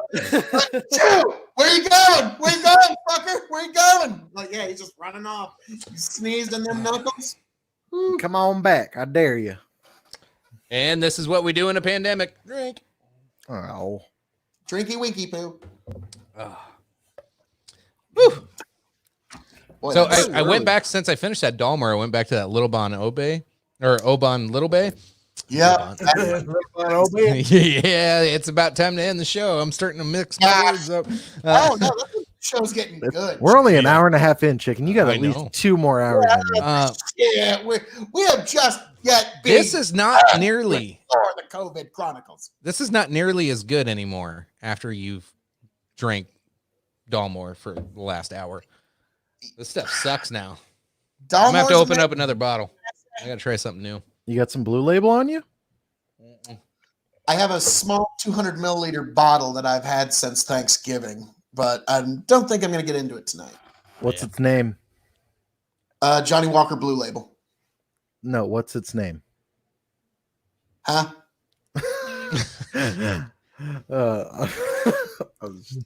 I do not get the jokes, but no, I do have. We actually did do a video of the entire Johnny Walker line, which Chicken is working on the editing right now, actually. I do want some Blue Label. I've had it before, and it's so smooth, and I love it. But I just can never bring myself to pay the $230 for the bottle for it. Yeah, it's a bit pricey. It's so pricey, and it's really good, but at the same time, it's like so smooth that I almost want to, but I just can't. Oh, Phil's back now. I was just I going to didn't know show you were leaving. This We're is just playing musical fucking screens. This is a 200 milliliter Now I'm on the top bottle of right. Johnny Walker Blue Label, and I actually got this for $59 with 4 other bottles of Johnny Walker in a Christmas pack. So around Christmas time is when you want to scoop these up, because it also came with a bottle of Johnny Walker 18, Johnny Walker Gold, and Johnny Walker Black, all 200 milliliters. So it's really your best deal, and it's the cheapest way to get your hands on this stuff. I'm going to come mug you, Phil, for your 200 milliliter bottle. Oh, man. You took me for a whole $26 and distilled Scotch liquor. How dare I? I know. How dare you? I know we wanted to do like a recorded podcast for it, but we could get into transgenderism if you would like, Chicken. That is not good for a live show. I don't know. I think just going to call it out. I will. We can talk about transgender sports because I think got we're like 20 viewers on my shit right now. Like when it shows on my shared views, it's like 22 people. So you're going to lose a lot of people as soon as you start talking transgender shit. The only thing there's a debate about. Or you drop down to 20. The only thing I would want to talk about is in sports and military. I don't really care about any other point like in there. Like that's all like do whatever you want with your body. But like the only thing I have to bring up is the fact that like people are allowing dudes who have switched gender or like transitioned into being female competing in sports and dominating said sport. Like how that doesn't really seem fair. Because that person is still technically a dude. They have the muscle structure and build of a man, but they're wrestling or fighting women, which don't have as naturally strong of a muscle build or bone structure. No, you're right. Well, so I'll go to Joe Rogan's take on this because he had brought up an MMA fight where a man transitioned to a woman, but he was a man for like 30 years of his life and had normal testosterone that whole fucking time, and then doesn't tell anybody. He doesn't tell anybody. Well, whatever. Then gets into the ring with a female and beats the holy fuck out of her. Like, when is that okay? It's not okay. That's the same as like if I just jumped into the ring, said I'm a woman, put on a wig, and just punched a girl in the face. Do you like the South Park? I'm Heather Swanson. Exactly. I'm here to destroy the competition. I don't want to get into the details of my transition, but I'm just here to let my feminine powers roar. So, that's essentially what it is. Randy Savage just for I was gonna say, it was awesome. Yes. Hell yeah, brother! That is what Socrates would call an argument from absurdity, which you're pushing it to its most absurd, farthest conclusion to demonstrate your point. But I just think that's ridiculous, though. Like in any shape or form, to have anyone who's Yeah, naturally we all had to gifted. drink that. Somebody said Yeah, that. yeah, it was Dakota. I already drank for it. The fact that someone has to or has the ability to just switch genders and be naturally better at whatever sport or activity or whatever it is. Like even if it's vice versa, if a female goes into like male gymnastics and is naturally better at the gymnastics because he is more flexible and can outperform the males in the gymnastics or whatever sport it may be, like how is it fair for any of those other individuals who are born with the limitations they have? So I guess I'll back it up a little bit and I'll break it down into, so most sports started out as anybody can try out, and it's still that way. You think most high schools and you know, it's gotten a little bit more of like, well, girls finally have their own sports, so now it's not as open. But you know, 40, 50 years ago, anybody could try out for any sport. They didn't care if you were good at it, do it. And like everybody played together. And then all of a sudden, you know, NCAA starts, you know, you start getting, you know, big money getting into these. And then when you mix in, but when you mix in the sexes, it doesn't work. Like we're not the same. As much as everybody wants to say we are, we're not the same.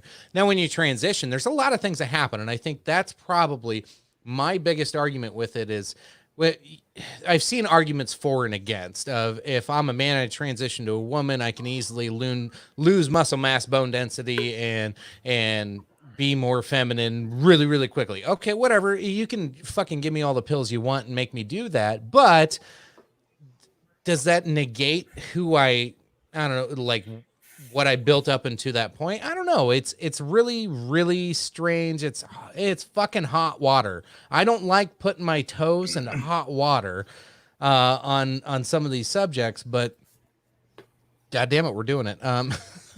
We're here, man. All right. I'll say this that ties into our current topic as well. We have found during this lockdown that the things that are important in life are not what we thought were important 3 or 4 weeks ago.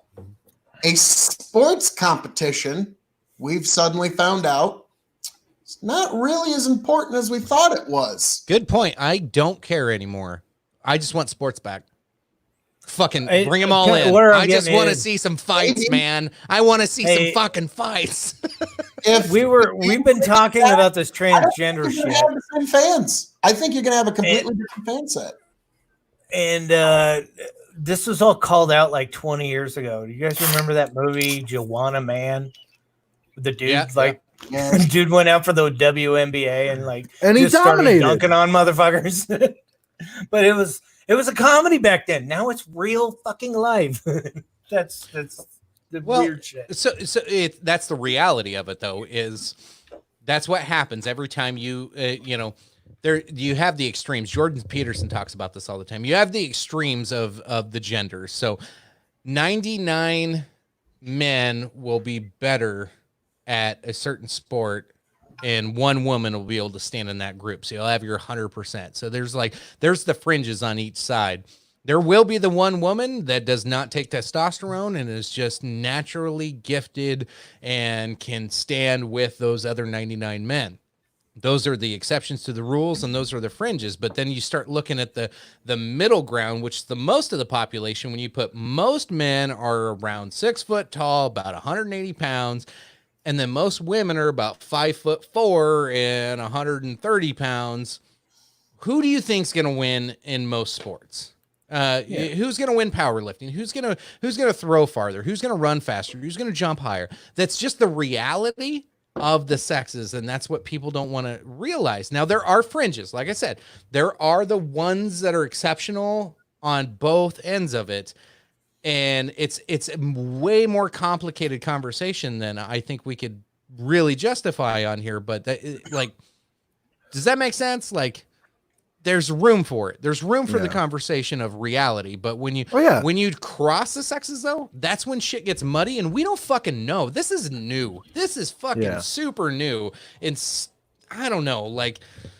like I try not to be stupid with some of these conversations, but like I am just like you kind of do that little, Lynn, when you walk into a bar and you see that one guy sitting at the edge of the bar, drunk off his ass, giving everybody a dirty look, by the end of the night that dude's getting kicked out, right? That's kind of how I feel about this whole issue. I know. I can just see. I don't know how it's gonna play out. I don't know what's gonna happen. I don't know if he's gonna get cut off. I don't know if he's gonna drink too much or fall over drunk. But I have a feeling by the end of the night, this fucker's gonna make a scene and he's getting cut. He's getting kicked out. Like, yeah, you can always tell. But now Melissa's got a comment here. She says, "Naturally gifted to be a man." Ha ha. Like, now, Melissa, I am not naturally gifted to be a man. I am naturally gifted to be the king of extreme. But thank you. Okay. Keep her in context. She was kidding. Melissa, what do you mean, you people? Racist. Oh, no, but people can't even put the word "you" and "people" next to each other in a sentence. Yeah, you got to be careful with that shit these days.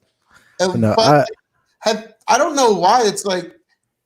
Even if somebody says something that they are not intentionally trying to offend somebody, they will take. Is this offensive? I now have. No, that's scientific. That's genetics. That's how it plays out. Well, science is offensive these days.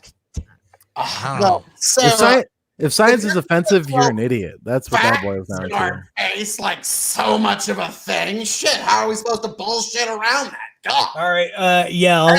I'm going to quote Ben Shapiro then. Facts don't care about your feelings. That's exactly. About your feelings. But like that's just what it boils down to. No matter how you feel about your body or how you feel you should be, you're going to have that XXXY for the rest of your life. Even if you cut your dick off and insert a vagina or vice versa, you're still going to be XX or XY. Can you cut your vagina off and that insert? Yeah. We're not Mr. Potato Head, man. You can't just like we're swapping them out, putting them in there and putting tits on the chest.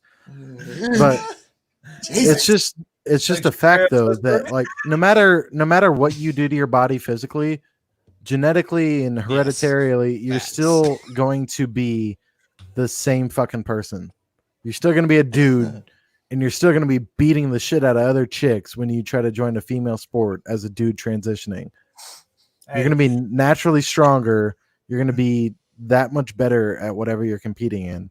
Like if I went to just imagine if I just said, I want to be a girl, grew a pair of tits and started powerlifting, I would be way better than most of the Melissa likes Ben still.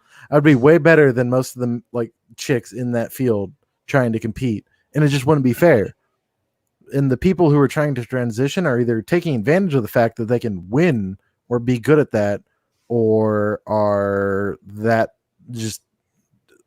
confident with their ability as an athlete that they can say that they're transitioning and just want to be a woman, but still want to be passionate in the sport that they're passionate in, which still doesn't really make it fair. But I guess if that's what they want to do, then they can do it. But I just don't think that them competing at a serious level is fair to any person of the opposite gender that they're transitioning into. Well, and you can dye your hair fucking black, but you're still always going to be a ginger. Exactly. I'll still always be a natural ginger, and everyone will recognize it from my pale skin unless I get melanin. If he dyes his hair injections. black, does he get a soul though? No, Yeah. I don't. No. Unless Go he ahead, steals Phil. it from others. Well, this is just a perspective that was put forward by one of my favorite authors, Scott Adams, which I recommend you go check out his YouTube channel, Coffee with Scott Adams. It's great analysis. And he was talking about this transgender sports issue. And you got to remember, he's just going to be kind of frank. He's a computer nerd. He was never a guy that was really all that much into sports to begin with. And he doesn't really care one way or the other. But he did posit the argument about, now, okay, we're talking about what's fair to the athletes. We're talking about what's fair to these people. But I will just ask you a question, and I'm not saying I have an answer. I do not. I fucking, in this one, I truly, honest to God, have no answer. But I'm just going to posit the question to all of you and the audience at large. from the perspective of the transgendered athlete, what would be considered fair?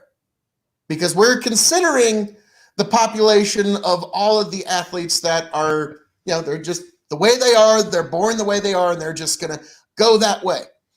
And we all are considering what is fair to them, and we know very well what's fair to them, and what, we understand that. I don't know what is the right answer here. What would you consider fair in regards to a transgendered athlete? And that's the question I have to all you. No, that's a really good question. So here's the unfortunate part of this question is it only goes one way. And that's the unfortunate reality of it is like, so let's take an example of a female that goes to a male, jumps on testosterone, and is all of a sudden achieving at a higher level and can compete with other males. I don't know. I'm okay with that to an extent. Like, but when you go the other way and you take a male who's, say, 6'6", 280 pounds, transitions to a female, and then goes to a woman's sport and starts putting on hormone blockers and all kinds of shit. No, you're still a big fucking dude. Like that's just crazy, especially when you think of a sport that can hurt people. When it's like MMA, when it's something like MMA or a contact sport, if it's a contact sport, that is fucking dangerous and should not be allowed. It should not be okay. And I've heard of, conversations of should there be maybe like a transgender league. I don't know about that because this is like a 1% or less of the population that this is, and it's like a 1% of our population, but then it's like a 1% of that population. So like, I don't even know if you could support a league idea of any of this. Well, there's a couple of reasons. The XFL then. XFL got a bad rap. All right, I was liking that shit, but we'll get there. Go Phil. But there's a couple reasons why that one wouldn't really work, because especially in these athletics, it's all about trying to get scholarships, and how many scholarships are going to be in a transgendered league versus a league where people don't do that. Also, again, you understand, I'm not even saying I agree with all of these perspectives. I'm just playing devil's advocate here. That does suspiciously sound like separate but equal. Okay. I mean, I'm sorry, it just does, and so I'm not saying I have a good answer to this, but like I've met a couple of transgendered people, and I'm considering them when I'm having this discussion. It's like, they're sure. People. I don't want to people. I'm good with the people. Persecute them. They should be perfectly free to live their lives as they see fit. And we're trying to find this way to navigate this new world we find ourselves in. But to me, it's just, there is a point where, like you were bringing it up, if Brock Lesnar transitioned to female, he would beat the fuck. He would be one ugly bitch. Person. Let's be real. His fucking life. Okay. Tattoo of he changed that sword tattoo to a penis in between his boobs. It could actually look like a penis now instead of just everyone insinuating it is. Just a head on it now. Jesus. I gotta agree with Melissa on that. It would be like Bard, highbrow content you get here at the Dog and Chicken Show. That I agree with 100%. It'd be Usain Bolt joining the Special Olympics. So someone who's there we go, the far extremes again here, Phil. But is that necessarily a wrong statement? No, there's truth to it. Instances, because I think the parts where we really do consider it like cheating is when you take somebody that's a big fish in a big pond and they think they see an advantage in jumping to this smaller pond. I think that's where a lot of us feel that the idea of athletic competition and good sportsmanship is being broken. Am I off on that analysis? No, you're not off on there. There's right now there's room for people to take advantage of other people and make an unfair circumstance or situation. But in the thought of competition and what competition really means, That's what scares folks. But when you can injure somebody or cause harm or like that's where I draw the line with it. Like most, you want to play chess with me? I don't care your sex. Like that's not a physical game. Let's look at a physical game that sexes don't matter. Okay, maybe even tennis. Let's bring up tennis. As female tennis players, like I know there was the movie that like tried to dramatize, women beating a man, but he probably did most of that for money, by the way. Sorry. Oh, when I showed Tony footage of that story of that tennis match and at the time it was a tennis pro. The male had been retired for 10 years, and the female, she was top of her game, top of her class, and she beat him by a point, and it was just a fucking great story because he shit talked the whole way through. I tell Tony all of this. He looks at me and goes, "Phil, that is a great story. It's probably a work." Damn it! Yep. It probably was a work, but so. Like what Serena Williams, she did do a men's competition, couldn't beat the top 200 men in the world. She's the number one woman in the world. She couldn't beat the top 200 men. So like, come on. Like there's what that's it's easily tennis. What it's easily equatable to is someone in baseball or any other sport using steroids. You're going to notice that they're that much better than their competitors.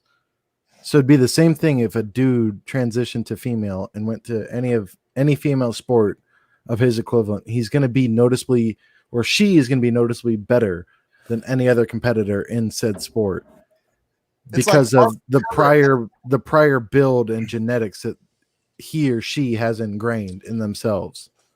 Just gonna inject a little humor into this. I'd rather watch women tennis over men's because you hear that every time they hit the ball. Is so fucking awesome. This has turned into a very, very like I don't know. Sorry, Carol fucking fucking conversation. Baskins, people. Carol Carol fucking Baskins. Damn it! I'm gonna go get some Dalmore. I'm out. Now I'm jealous. I don't know. I switched this old Platini. This is good stuff. Sometimes you got to inject just a tad bit of humor into this thing. I mean, we can everybody to drink. Like they've all transitioned. We can transition off of the transgender stuff, but we can transition off the transitions. Yeah, exactly. What else Pretty good stuff. Would we like to cover tonight? I mean, there's plenty how about of the audience? Let's get some audience participation. Let's get some more questions out. Okay. What is Melissa or Dakota or Sarah or Amanda? What do you guys want to see us talk about? If there's anyone I haven't offended yet, let me know and I will get to you. Phil, offended me. If you want to talk about COVID, we can talk about COVID. But I think so. Real quick, while we're waiting, while we're waiting for sex work, we got one Jesus. guy legalizing sex work. We're moving forward. Okay, we'll get to that. While we're waiting for more comments and more topics and what else to talk about, we are doing some I guess recorded episodes that we'll be posting up on our probably our exclusive the Dog and Chicken Show.locals.com. I'm going to start doing more recorded episodes on there more often. We do have a couple ones popping up on there. I got one with the full episode with Otis. If you missed that one, you can jump on there. You can get a sneak preview of that before it hits the YouTube, as Bernie would say. But we'll have some more. Probably going to do a couple recorded episodes tomorrow and upload those here Monday, Tuesday, Wednesday-ish. I'm fucking bored, people. So I'm going to just start pumping out all kinds of good stuff. So make sure you sign up. If you download sign up, make sure you sign up. You can download. No, I wasn't laughing at that. I said, you said, I'm bored, so I'm going to start pumping out some good stuff. Yes. That's the new promo video. Let's but not anyway, watch your Pornhub profile, Chicken. Let's keep it to Dog and Chicken. Well, I do have a Pornhub profile for one episode. For one episode that YouTube would not let me upload. I had to upload onto Pornhub just so I could make it a fucking public video. That's how crazy we get sometimes. Yeah. Anyway, the only reason I have a Pornhub subscription for all of you people. It's the only reason. yes, just for you. It's the only reason I ever did it. But make sure if you want this, like, you can do this on your computer or whatnot, but you can also download the Rubin Report app on your phone. If you like Dave Rubin or not, that doesn't matter. But you can sign up. He actually has started his new it's a new app where he's kind of made his own little social media profile, but it's kind of cool because then it's only like the people in there. So it's not like Facebook where everybody can see your shit or you have to worry about privacy settings. It's only people in the group. And it's only the small community. It's meant to be a small community. It's kind of cool. It's an echo chamber. It really is, because it's only our ideas and only us talking to each other. But it is actually a really cool app. It works really well. Been starting to get more and more people signed up on there. So sign up and let us know what you want to hear about. But we'll start plugging some more fun stuff on there. I've been pimping it out for a little while. I've made it completely free so far. It's not like Patreon where you have to sign up for a monthly subscription. I don't know. Someday maybe we'll get to that point because this shit does cost money to do and it takes time. But right now it's all free. Fuck it. I don't care. We're just doing this. It's up to you whether or not you want to. Free chicken? I mean, like, it's free. Wait, it's fucking free, Phil. What is the maximum subscription amount you have right now, sir? $0. Well, how much? So for $1 subscription is what people can offer, though. You can always donate. You can do whatever you want, but everything is free right now. A free podcast because nobody has a fucking job. No, and they're getting a stipend. They can pay $1 a month. Service to you folks, all for free. All you have to do is like, share, and subscribe to keep up with all the happenings of this gorgeous mug. That is the best deal in the history of ever. Jesus. You're using gorgeous pretty loosely there. Let's go ahead and tone that down about 2 to 3 notches. Outlaw himself, your king of extreme, sir. So, my sister. So she like, no, I would love a new niece or nephew. She's trying to tell me what to do tonight. Skate. I can give you a cousin. It won't be a niece or nephew, but cousin could happen in the future. There you go. We'll bet on cousins. I don't know if you want to postpone our drinking game for the topic that Melissa requested, but she requested we talk about ye old Joe. She said Joe exited. She corrected herself later down. Exodus. Melissa said she'd pay you for a niece or nephew. I don't know what she wants to pay me for. My sister said she'll pay me. That's weird. But I get it. Taking it out of context. We could talk about Joe Exotic if you want to postpone our drinking game. No, we would have to do it with the drinking game. But we talked a lot of Joe last week. We've already referenced it several times, so we should probably drink. I got one little bit of information and news-wise of that gentleman. Weren't they going to air a new episode this week? Well, I heard that, and also there was rumors and hearsay that they were going to let him out early because of the COVID. Oh. No way that they're like, okay, this is like, I bet that bitch Carol fucking Baskins is freaking out right now. They're going the fucking tiger guy that's in the news right now because of Corona, and they're going to release him because of Corona? Are you shit? Well, that'd be hilarious. Non-violent offenders, they're going to release from the prison. Yeah. And I will say, I don't know if you see talking on the internet about getting somebody killed apparently is not violent enough. Iron asked who's drinking the best stuff. I'd probably say Phil with the Dalmore. The Dalmore is good, but I tell you what, this old Poltini, this is close. You need to try this. This is close. It's fucking. Is it the shiz niddle bam skiz bam sandwich? The Dalmore, aged 12 years, half of it aged in Oloroso sherry cask, and the other half in an American bourbon cask. It's an amazing single malt Scotch whiskey. It's he's right. Here's what I do to my Dalmore bottle. I empty it.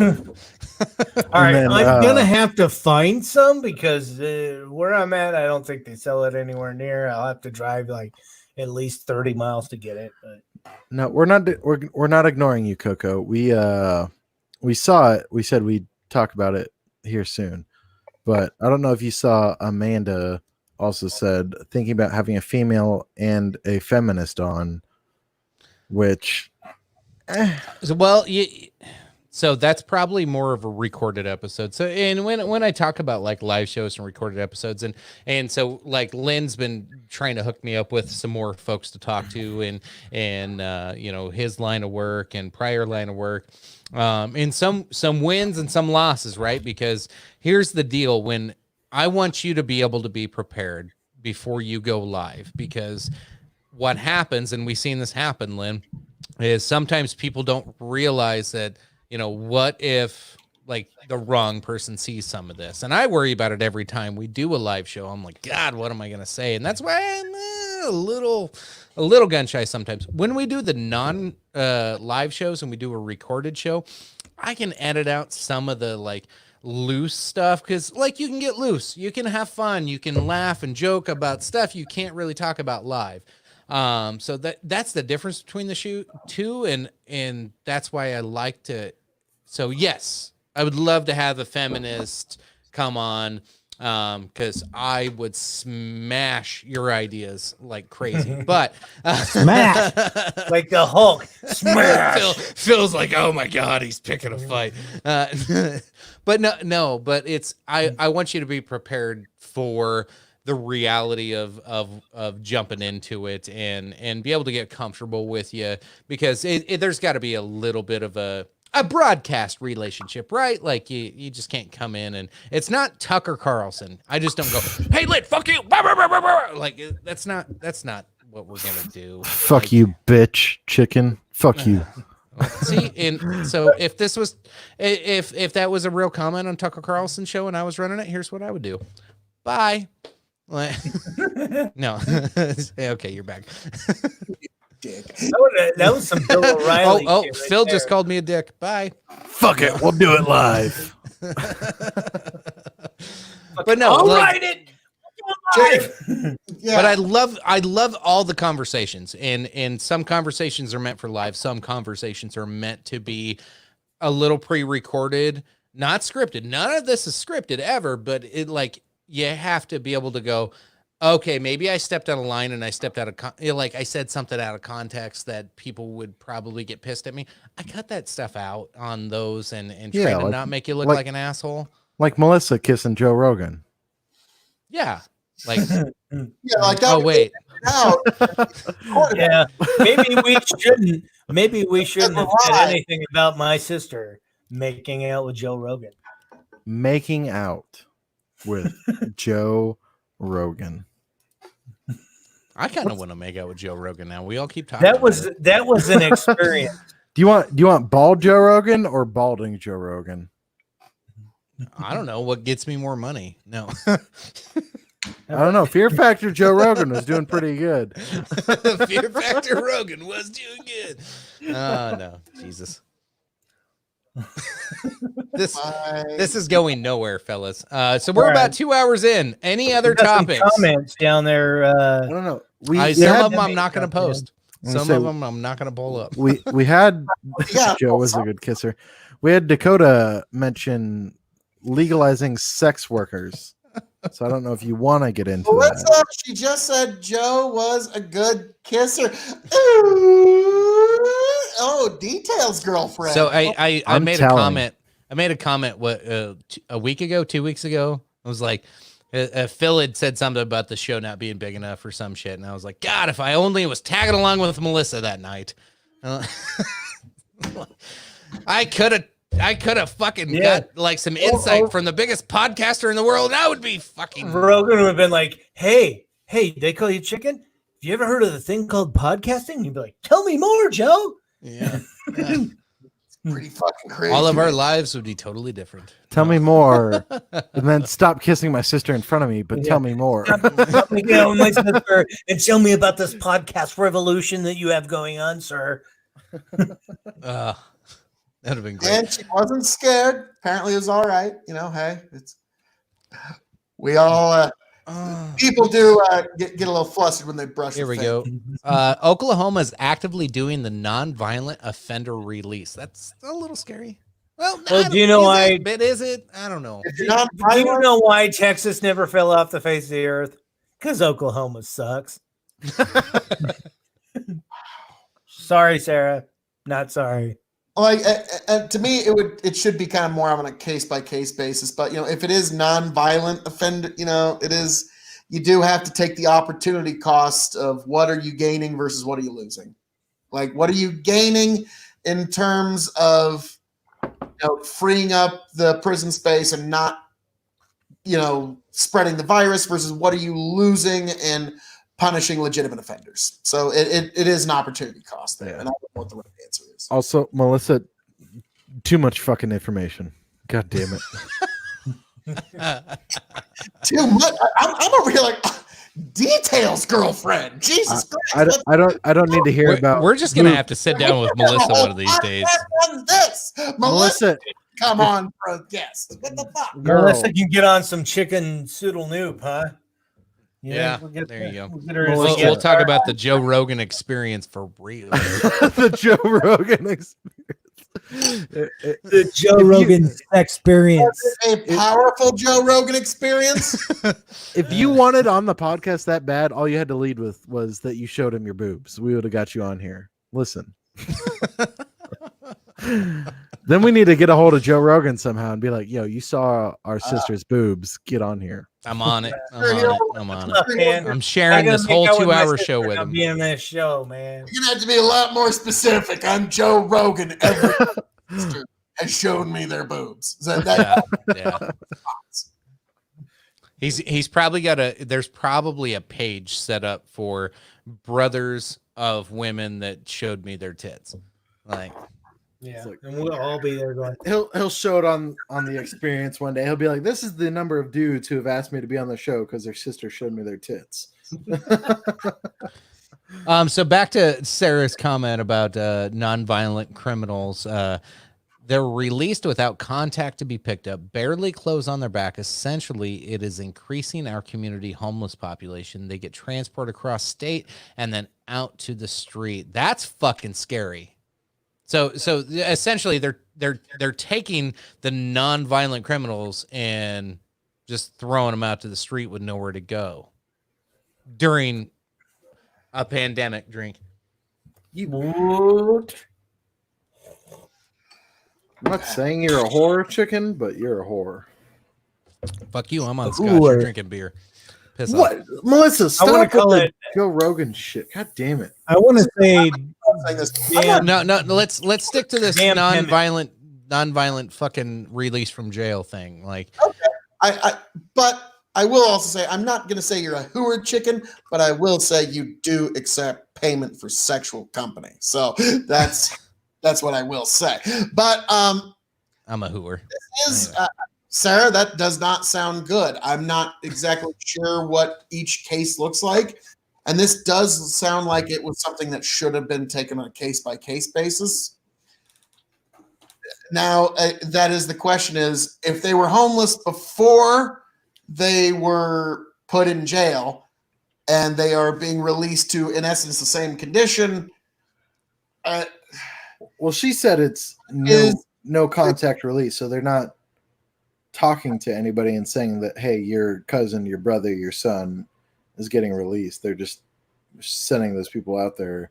They're just opening the doors and saying, yeah, it's kind of be free, my children. It's kind of like leaving it up to interpretation for those people to just be like, I guess I got to find a phone, which payphones don't exist anymore. So how the fuck am I supposed to contact family? Good point. That's when you go to a gas station and say, hey, man, can I borrow a cell phone? They'll be like, no, COVID-19. Who the fuck remembers a phone number if they've been in long enough to not have any of that? Well, what else are you going to remember? I don't know. 867-50309. You don't remember what got you there because you were innocent. God, knows Jenny's number. Call Jenny. So why are they being released exactly? And why aren't more isolated in jail? No, absolutely not. I mean, they are and they aren't, because at the same time, unless the prison suspends all prison yard activity, which is kind of what a lot of prisoners rely on to relieve stress or get exercise. Unless all prisons are suspending that and not letting people get together when none of those people have had interaction with COVID-19, so there's no way for them to get it.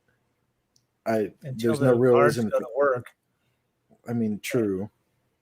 But if a guard has COVID-19 and then goes to work, that's kind of like asymptomatic people can spread that shit just like anybody else. Well, here's some of the shit that I don't know. So I'm dealing with this right now. Like I am like physically having people like report stuff in right now.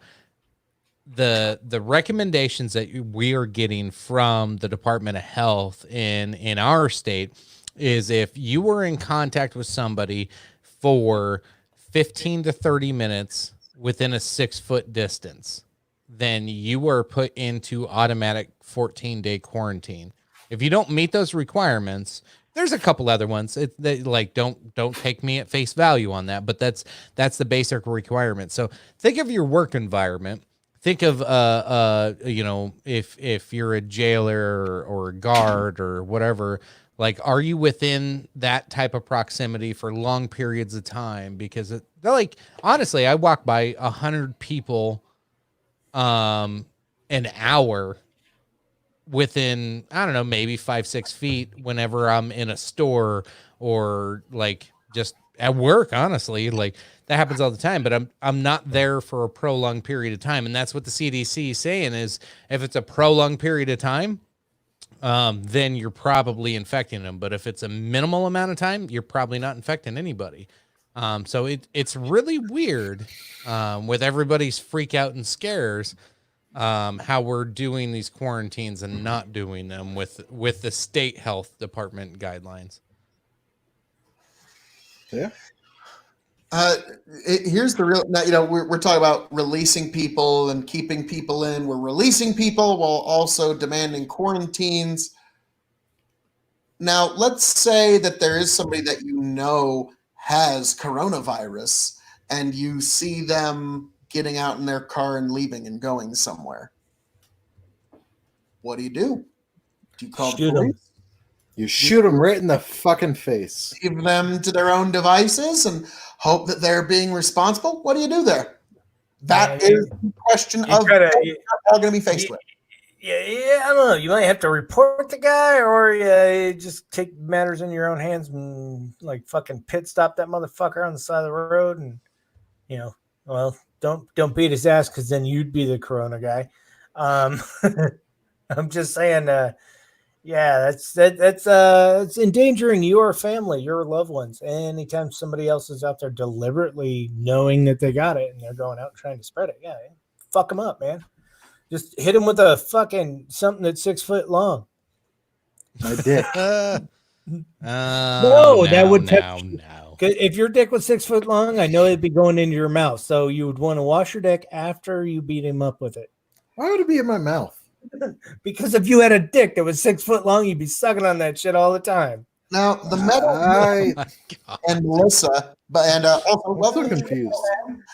About these IDs that could be coming one way or the other, and I'm just going to be honest with you. If all y'all are comfortable with all that mark of the beast bullshit, you go right ahead and you just sign right up and you just get that mark that will allow you to trade on your left hand and on your forehead, and you just go ahead and sign right up and enjoy. I'm gonna not do any of that at any fucking cost. So you enjoy. I don't think it'll go anywhere. I think my brother made it. I don't think it'll happen. I really don't. I don't think it's feasible to make it work. Like here was what I tried to bring up at the beginning of the show is we got Fauci's the most dangerous man in America right now. Prove me wrong. He is the most dangerous man in America because we're all being told day after day after day, listen to the expert, listen to the expert, listen to the expert. And this fucking expert doesn't know his ass from a hole in the ground when it comes to anything outside of medicine. He has just strictly been focused on medicine this whole time. And if he does have any type of political agenda, it's not a good one. You can absolutely tell he has not ever read or studied the Constitution or any actual law, or studied any cases, like actually looked at like how the Supreme Court works and how our judicial system works. Like, this guy is fucking clueless on that. Apparently he knows medicine, and that's why we're supposed to trust the expert. So I don't see any of what he's asking for happening. Though, here's the fun part. This is where I get the flip it on you real quick, because I'm like going down this like, oh, no. Here's the fun part. CNN, MSNBC, Politico, New York Times, WAPO, they all want his fucking desires of this card to come true. And congratulations, not only is Joe Biden fucking mentally just gone and the DNC is just fucking handing everything over to Donald Trump, now the news is just handing everything over to Donald Trump. Your next president, 2020, Donald fucking Trump. We can call it, let's see, it's April 11th, 10:40 p.m. Calling it. It's over. It's done. Well, I mean, not only did they eliminate the only candidate that had any fucking chance, and not only did he drop out himself because they were planning to eliminate him anyway, like they did last election, but they left the election up to a man who barely knows how to speak, let alone knows how to run numbers without seeming like a fucking idiot. When Joe Biden says almost 2/3 of fucking America has been killed by gun crime, you can't fucking hold much hope out for the man. Well, that was Corn Pop, but the same fucking thing. He was a bad dude. Let me sniff your hair, Lynn. Now, Chicken, I'm still kind of holding out on wait. that I made. Have you heard the idea that people at some point, like I could see this happening, and it will make a prediction that I have come true. Kamala Harris becomes the VP nominee. Not going to happen. And he gets about another month or two down. He goes, gosh darn, let me tell you, I got this new diagnosis, folks. Turns out I got dementia. Never comes when you expect it. And I'm going to have to just step aside and let my running mate now become the nominee for me. So come on up here, Kamala, the new Democratic nominee for, come on up here. Come on, let me sniff your hair. Come on. And that will. That's about as likely as Alexia Ocasio-Cortez becoming an actual president. Oh, I'm counting on, it'll probably be Kamala Harris or somebody of about that same political status. But yeah, my bet's really big on Kamala Harris as his VP candidate. So, and Chicken, if that becomes the case and Kamala Harris becomes the nominee, telling you, it's going to be Michelle Obama. So, Jesus, her and her giant dick that she slaps America with. Oh, God damn. Oh, shit. That's a rabbit hole we don't need to be going into right now. All right. Chicken had to take a small break, and he will return here just shortly. So, but he left it in our hands. Instead of talking about Michelle Obama's penis, shall we get on to other waters? I want to drag it back up to why Amanda is asking about my bed. What? Oh, well, It's because it's right behind you, dude. I know that it's right behind me. That doesn't mean shit. Like, the bed is here. That doesn't mean anyone's invited. This is me and me alone. Oh, damn. You're getting invitations over there? Yeah, she's like, that's what she asked. She's like, why is your bed your background? Are you looking for, are you trying to have an internet invite? And I was like, I don't know how to address that. Play the music. Hey, I'm Kevin. This is my bed. Would you fuck me? I'd fuck me. I'd fuck me. No, Hillary. No, you're right, Amanda. Hillary Clinton does not have the biggest dick. Michelle Obama has got a fucking 4 foot long swinging goddamn dick that she's ready to slap on any desk So in America. She's not qualified to hit anybody who's got COVID from 6 feet away because it's only 4 foot long. Only Michelle Obama can hit from that far away. Jesus Christ. All right. But all right. Anyway, how about we just go ahead and ask some audience questions? Yeah, go ahead. Lay them on. Let's go. Let's go, audience members. Please hook us up in this tire need of like waiting on chicken to fucking rein us back in on our fucking chit chat. And he's not gonna rein us in even when he gets back. And you, I know you're right. Episodes out of control. Let's go on ahead and just fucking ask your burning fucking questions, audience. I've got like so far on my stream, it only has like 12 viewers, but I know there's more on the YouTube part and some other shit because I can't see anything my sister's fucking typing. I can't see anything else. Your sister is disturbing all of us. She says, "Let me go underwater and rub your leg hairs and see them float to the top." Jesus Christ. How much did she have to drink tonight? Melissa, how drunk are you? Chicken says from, I'm guessing, the bathroom. How does Phil feel about losing his belt? How does Phil feel? How does Phil feel? This has been a robbery. This is the robbery of the century, folks. And as I have stated, I am launching a full championship impeachment inquiry, and we will impeach Chicken as champion, folks. And just so you know, Nancy Pelosi has spoken. You're gonna waste. Hang on, Phil. Hang on, sir. I am also bringing in a special counsel. Yes, a special prosecutor to look into Chicken's clear collusion, and we will strip him. We will impeach him of his championship, folks. It is coming. Keep your eyes on this space and many others, and it's coming. And Kevin, what is your question, sir? It's coming. So let me get this straight. You're gonna use stream funds to launch a pointless investigation that results in no impeachment. Yeah. Sir. Nancy Pelosi, Nancy Pelosi, 2020 authority.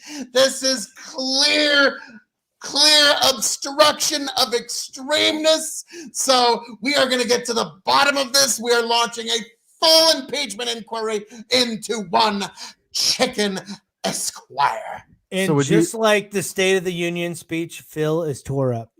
Would you say this is? Yes. Yes. Would you say this is a collusion that you have no evidence of? Yeah. Evidence. We need to investigate to find the evidence, sir. That's about how it sounded during the actual impeachment address. I'm taking lessons from recent history. So this is how we will launch it. There was obstruction of Congress and abuse of power. So he is abusing his power as a podcaster, and he is obstructing extremeness. So that will be the articles of championship impeachment. Jeez. Philosophical Pelosi. I like that one, Trev. That's a good one. Philosophical Phil, and yes, philosophical Phil. Damn Pelosi. It. Take the Phil out of Pelosi. Pelosi shirt. That was a W. Yeah. You want to answer our viewers, Rami? Yes, what do you got, Rami? We will not rest. We will get to the bottom of Curtis, it. you son of a bitch. Curtis says, I feel Phil is the Carol Baskins of Tiger King. Sorry, I am Phil. The Tiger King of extreme, sir. You're the Carol Baskins of Tiger King. You killed your husband for the extreme, Phil. You killed your husband. You fed him to the tigers, you son of a bitch. Oh. Yes, I've been told by just about every. So is Trump going to be impeached again over COVID-19? No. If he wins the election, probably. They'll probably keep impeaching him unless the Republicans take back the House. Then that nonsense will stop. Rami says Phil show tits, but also I don't I think the impeachment of Trump to begin with was too sexy for my. you keep it on. If you take your shirt off, I will find a way to get you off the stream. I'll find it. I don't care. You wish. But This extreme of extreme now. So, and also, folks, Let's keep your see eyes them on the extreme page. titties. Tomorrow, I'm going to be launching the KOE Nation page. So keep your eyes on this space, folks. but Hey, what I how'd you like that Shameless two-day spandex event last week? Yeesh. That? No one liked it. The 2-day spandex event that you guys were watching that you were gone for. God.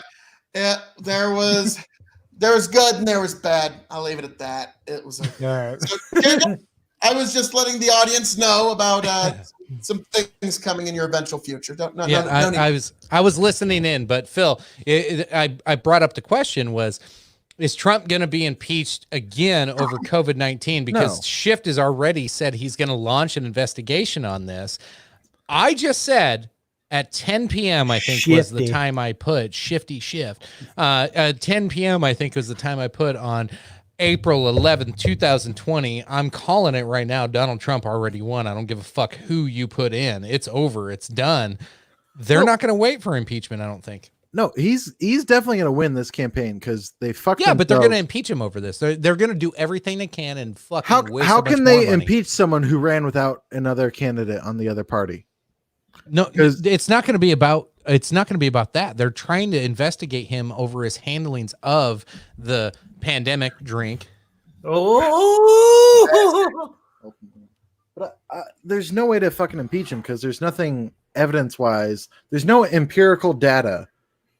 There was no empirical data quid pro before, and they quo. still fucking impeached him. because they decided to keep going with it even when they had nothing, and that was just the funniest part of Exactly. it. So they did it once. They'll do it again.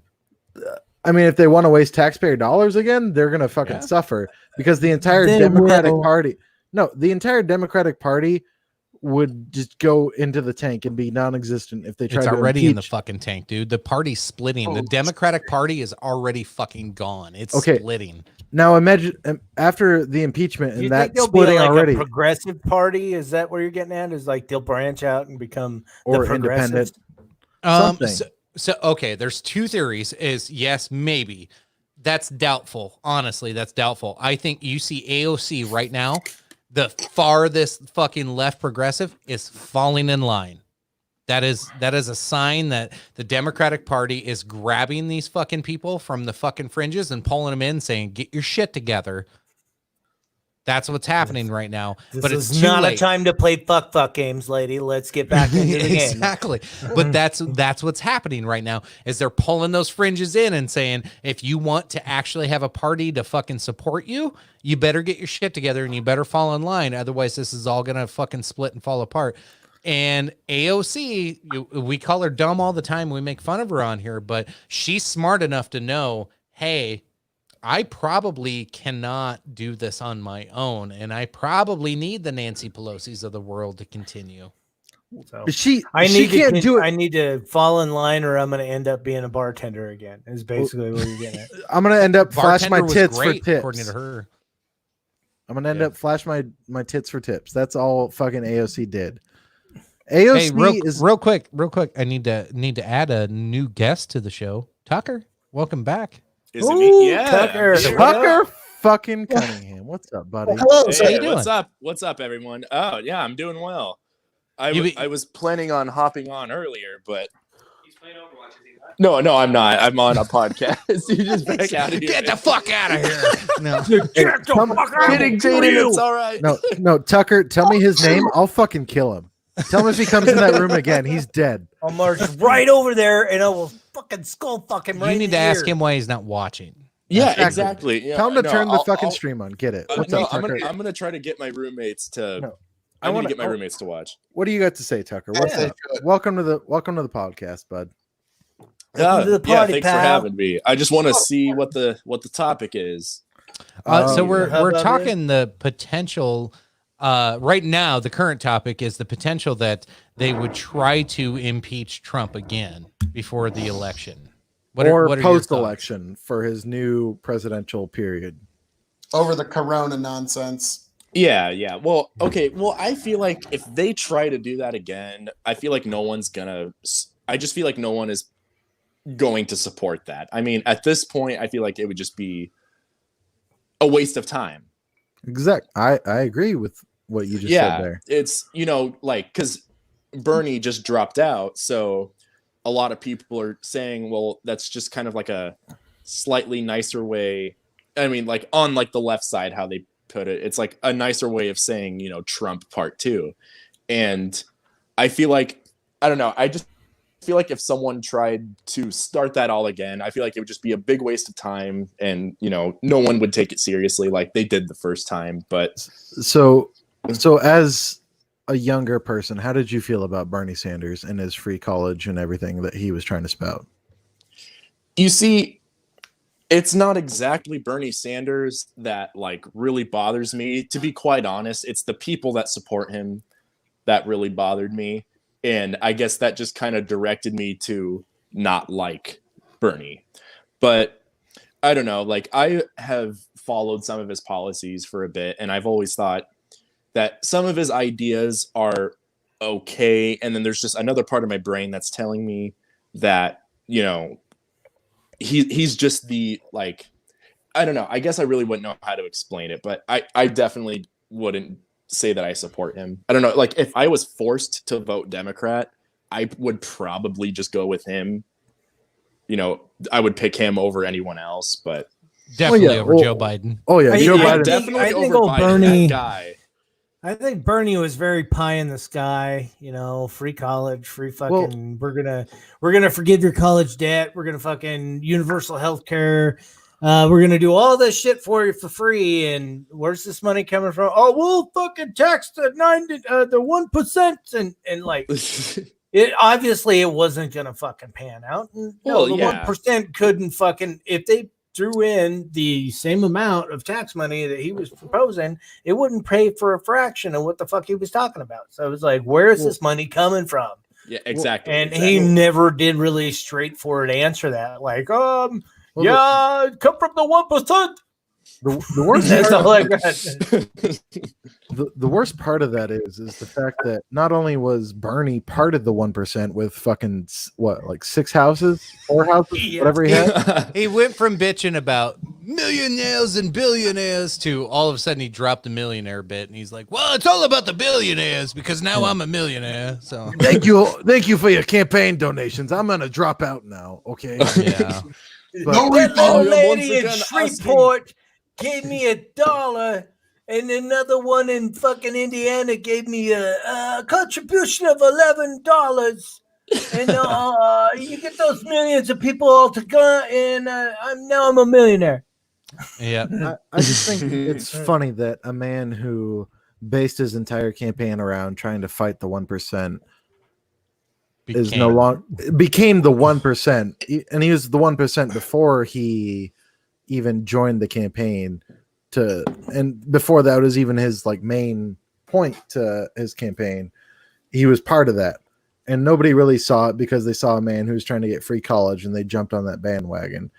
And I don't know if you've seen any of the like videos on Facebook, TikTok, whatever it is lately of what's happened before and after Bernie left the campaign, but it's ridiculous. Like there are like women who have shaved their heads and gone nuts because of Bernie leaving. Yeah, it was like the crazy fucking like shave your head. No, Bernie, no. They went full like 2007 Britney Spears, and it was insane to see that many people just lose their shit because a man who is already part of the problem wanted to leave the campaign.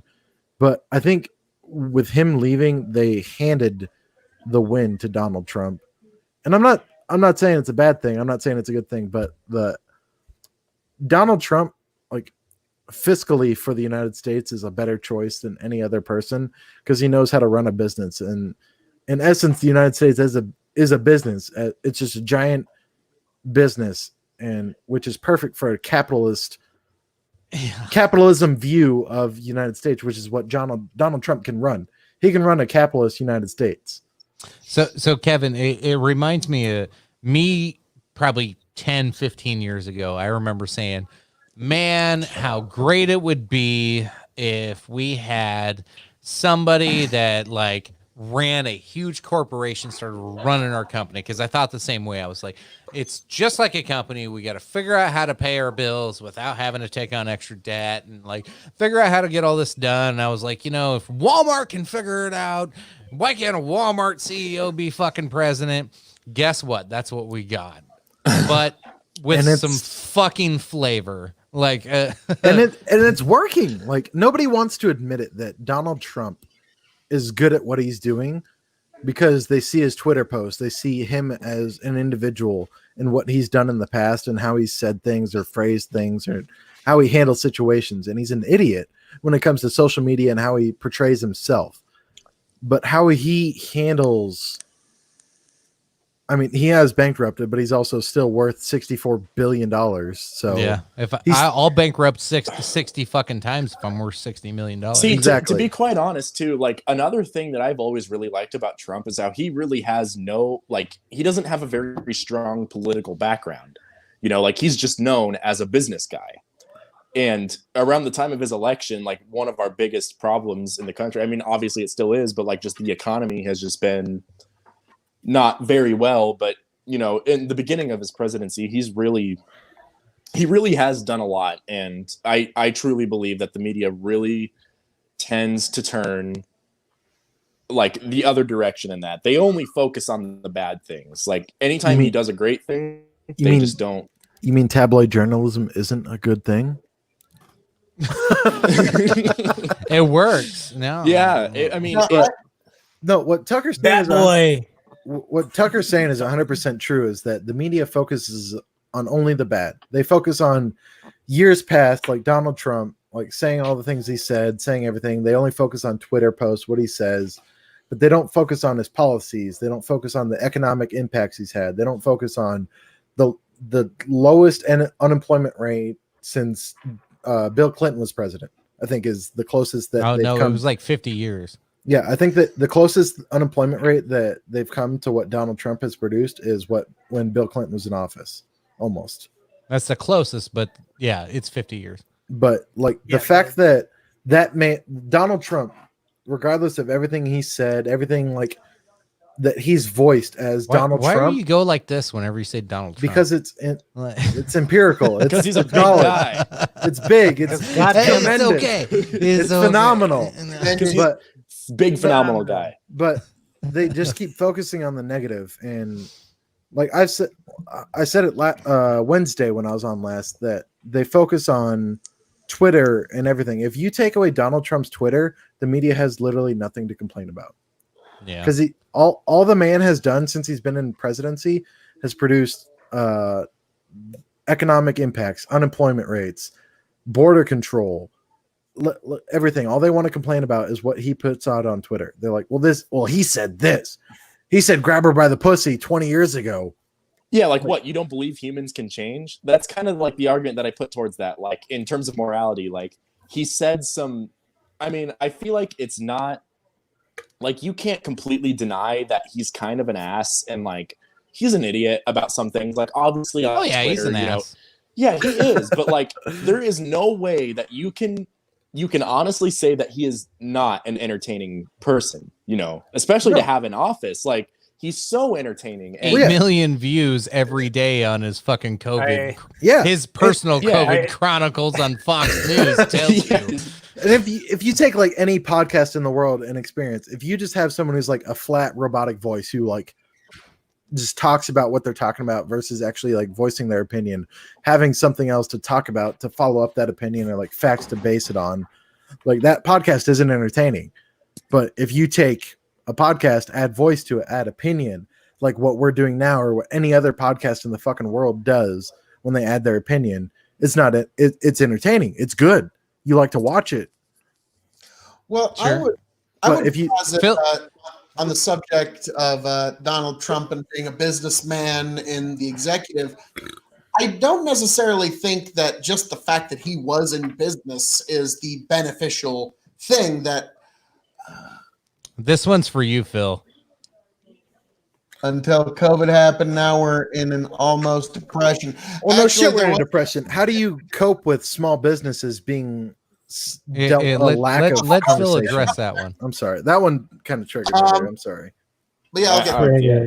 But what I'm getting at here is that Donald Trump in the executive, the fact that he was in business is not necessarily the benefit. What the benefit of having Trump in the executive, because you got to understand, the government doesn't need to turn a profit. It has no incentive to. It doesn't have to. So what Donald Trump brings that is so tremendously helpful is he's the first president in our modern era that understands that our economy is a psychological engine, that it's literally the herd mentality that drives whether the economy is going to do poorly or well. And so when you hear Trump say this is going to be tremendous, it's going to be the greatest we've ever heard. When this happens, it's going to be the best. It's going to be the best. Tremendous. This deal will never be better than you've ever had. The economy is better than we have ever had in all human history. There might be some hyperbole to that. But what he's doing is trying to put your mind in the proper frame because he understands that our economy is, as I said, a psychological engine. It's run on the herd thing. So that, to me, is really Donald Trump's benefit in that he knows how to frame a nation.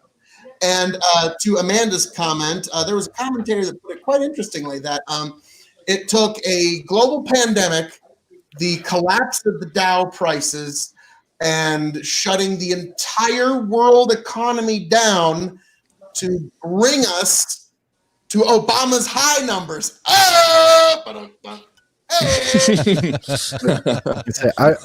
follow that up. The fact that it takes a global pandemic and one, it's not even small business is suffering because if you would look at the numbers for the stimulus and what the rest of the country is getting besides individuals, I think it's 1 or 2/3 of the population is getting the stimulus money, the $1,200 a month or the $1,200 payment per person.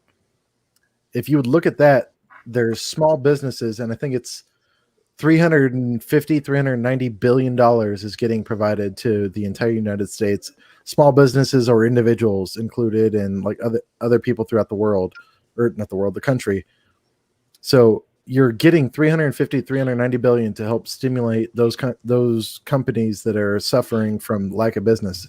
The main people that are suffering, the main economic individuals are airlines, hotels, and a bunch of other places that rely on travel. If you take out those airlines and hotels, the United States is not in a depression at all because the United States is able to help those small businesses through loans or whatever else it is to survive through this economic lapse where people aren't able to go to them every single day. So, and just using that, we're not really in an economic depression. We're not really in an economic depression at all. We're in an economic lack of people spending their money on planes and hotels every single day. We're in an economic lack of interest right now. Let's get out of the politics. Jesus. Hey, let me ask Tucker a question real quick. Hey, Tucker, buddy. Yeah, go for it. Everybody here has already announced what they were drinking. I need to ask you, what are you vaping? What drinking? If you're drinking alcohol. Well, you see right here, I have a cup with beverage in it, and I also have my vape because I'm a youngster, and I feel like I'm obligated to vape. Everyone does now. Anyone my age. If you were at a certain age, you are required to vape, sir. What are you vaping this evening? Is the question, sir. What am I vaping? I actually have bubble gum. It better be cotton candy, or I'm gonna fight you. It's called Black Unicorn. It's like a strawberry flavor. That sounds exotic. How is a Black Unicorn strawberry flavor? Like Joe Black Unicorn. All right, I'm sorry, that was my bad. Black Unicorn is the name of the company, and they make all kinds of different flavors. But strawberry is the one I have in it, and yeah, I won't lie. I said Joe. So. And it's odd to me that there's like all the vape shops here in Lincoln, they're all still open. And just about they're essential. They're considered an essential business now. And I mean, I can't lie, it's really nice knowing that every place is closed, but if it's like 8 o'clock at night and you have to make a run to the vape shop, I mean, that's still possible. You can still do that, but it's a bad habit. It's a terrible habit. I still smoke, so I don't know. I'm gonna die of COVID if I get it, apparently, because I'm a smoker. Apparently, I actually I smoked for like a month. I remember me and a bunch of friends. This was around the time I turned 18. We went on a camping trip, and I was able to buy cigarettes. And I'm like, you know what? I will just buy a pack just for fun. You know, we're camping. We can do whatever. And then I actually started to get hooked on them. And then I'm like, there's got to be a way to get like at least a somewhat healthier alternative to this. So then I switched to vaping, and the thought of a cigarette just makes me sick now. But I mean, the nicotine addiction is still there. And you know, I got mad at myself. I quit smoking for fucking a year and a half. I had a bad day at work. That was all it fucking took. One goddamn bad day. And I that's was all like, it took. fucking picking this shit back up because I was better at everything when I was smoking. I'll That's say the mentality. 1,000 times. A smoker is a smoker when the chips are down. Doesn't matter how long they've been quit. If they've quit for 15 years, if they've quit for 35 fucking years, the minute they find themselves at a point in life where the chips are fucking down, they're smoking again. so I have to ask Tucker, how do you feel about the new age limitation for cigarettes being 21? Well, you see, the thing is when I first heard that, I was thinking like, are they just putting like a certain regulation on vaping and cigarettes? Because I know as of now, to buy vape products, you have to be 19 years old. But if you want to run to like your local gas station or like pit stop, you go in there and you have to be 21 to buy either cigarettes or dip. That's what it is at now. And specifically Juul, the company, they require that you have to be 21 years old now. But every vape shop that I've gone to since then here in Lincoln, they all say 19 because and like I actually really don't know. I don't know if like the vape shops are going against the laws or if it's just specifically for tobacco products. Well, But my main thought on it was if you raise the age of vape products, that will direct, you know, younger generations to just start, you know, I mean, I don't know. I guess I was thinking differently there because I remember for a while they were thinking about banning vape products and just leaving it at like dip and cigarettes. And I'm like, well, kids will just start buying cigarettes. And I am honestly a firm believer that vaping is a somewhat alternative to smoking. Do you think vape with nicotine or without is a safer alternative? Because I know that's like the main stipulation to like why Juul and like other companies like that are a problem is because they still offer a lot of nicotine in their product, and it's also reference the question on the screen there too.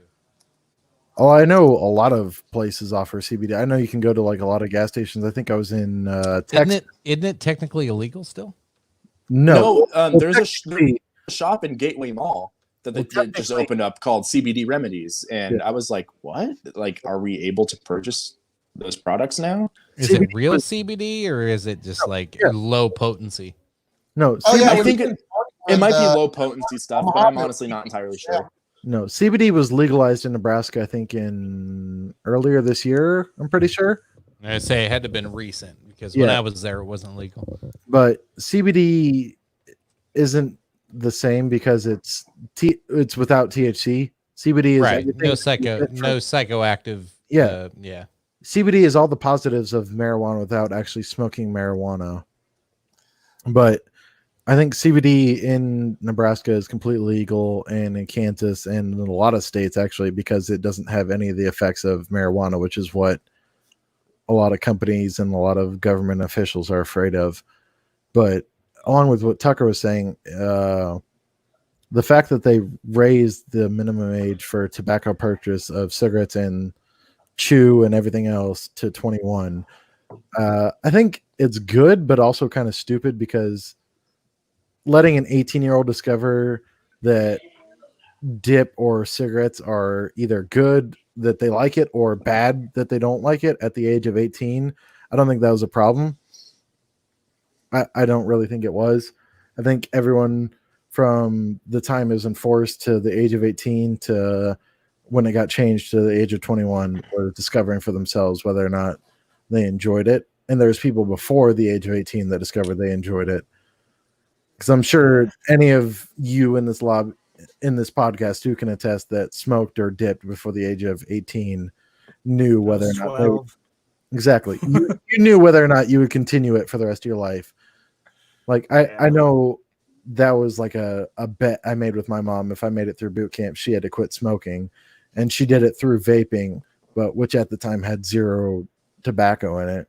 And I think that's like the main issue that a lot of people have with the stipulation of raising the age limit is that people still vape or whatever, but a lot of vape comes without tobacco. I was actually just going to bring that up, Jeremiah. They should make a military exception because you can enlist at 16. If you can serve, you can drink, smoke, vape, etc. I absolutely agree. I was actually going to bring that up before you. If you can die for your country, for Kevin, let me get in there. But I do believe here in America we have an age of majority. When you join the age of majority, which is when you're able to vote, when you're able to join the military, I really see no justification for the state not allowing you to buy a gun, to smoke, drink, any of those particular things. I don't think there's really any justification for it other than easing the anxieties of the overly anxious. And I don't think we should. Again, that's another thing. We don't shape the entire American experience around easing people's anxieties. That's not really a valid way to shape our society either. So if we are going to have this just stupid new legal regime where 18-year-olds who are now legal adults can still not choose which legalized recreational consumables they can put within their own goddamn bodies, I think a reasonable exception to that would be that if you're in the military, that's an exception. If you let me step this up just a little bit, man. All right. I was reading something where it said an 18-year-old girl on her 18th birthday can get railed by 20 guys on a video camera. And then she can't have a cigarette afterwards because she isn't 21 yet. What the fuck, America? That's all I gotta say. Jesus Christ, you're right. I think not only does that apply, I mean, as graphic as an example that is, I guess it makes sense. Yeah. to not only like emphasize the fact that that's for tobacco, that's also for alcohol as well. Like that was one of the things I laughed about because I think I was on a flight, like just visiting home or whatever. I was 19 or 20 at the time, and lovely fucking couple. Her and her husband next to me, I think they were in their like 50s or 60s or whatever. They're like, "How old are you, son?" Like, because they like, I don't think I was in uniform. They just saw the haircut, and they were like, "Well, we'd like to buy you a drink. Like, would you be okay staying here 21 or whatever?" And I was like, "I mean, yeah, sure, I guess." But it was just really funny that they were that concerned or that like wanting to like oblige to like that national like level of, well, this person served, I have to like, give them my respect, that they were willing to like sacrifice like the fact that they provided alcohol to a minor to just give someone who served in the military a drink. And nowadays it's going to be a cigarette. The fact that like people are going to be willing to sacrifice that level of care or concern for someone else, that they're willing to do jail time. And it just kind of like doesn't make sense that there are laws in place that make it impossible or make it hard for people under the age of 21 to get access to alcohol or tobacco. And it doesn't make sense because if you're, like everyone else has said, if you're 18 years old and you're willing to or even further, if you sign the forms or your parents sign the form that you're willing to sign up 16 or 17 to be a part of the military in America, but you're not able to get a drink or get a cigarette because you're still under the age of 21. It just kind of doesn't make sense to me. There's people. It's another point where I take the libertarian stance of once you turn 18, you have the right to do whatever you want to your own body so long as you harm no one else. There is no justifiable reason other than other people's hysterical anxieties why you should be stopped for any reason. I'm sorry. It's just once you turn 18 and you're an adult, it is your body. You have the right to do with it as you please. Exactly. I 100% agree. As someone who has dealt with the laws like for the entirety of my life, because it was changed from the legal age of 18 to the legal age of 21 for drinking. And now since I've been over 21, it's changed from tobacco being the legal age of 18 to legal age of 21. It just doesn't make sense. Like, it doesn't affect anybody else but the individual. Let them make their choices. Like, who cares? Correct me if I'm wrong. Aren't there specific states in Nebraska? Not Nebraska, in America, in the U.S. Dakota? Fuck you too, buddy. Fuck yes, Phil. He said "fuck yes, Phil," not "fuck you, Phil." Oh, okay. Yeah, fuck you too, buddy. He was agreeing with you, but yeah, fuck you, Dakota. I like on my point. I was saying, correct me if I'm wrong, but aren't there certain states in the U.S. where the drinking age is still 18 or 19? I don't think there's any left. No, I don't think there is, and I think it's a federal law now to where it was like a federal law like 8 years ago, I think. Because there were some states where the age to smoke or dip was 21. Because I specifically remember going on a trip, and it was for our church, and we had a couple guys that were in our church. I mean, I was younger at the time. I was probably a freshman or sophomore in high school.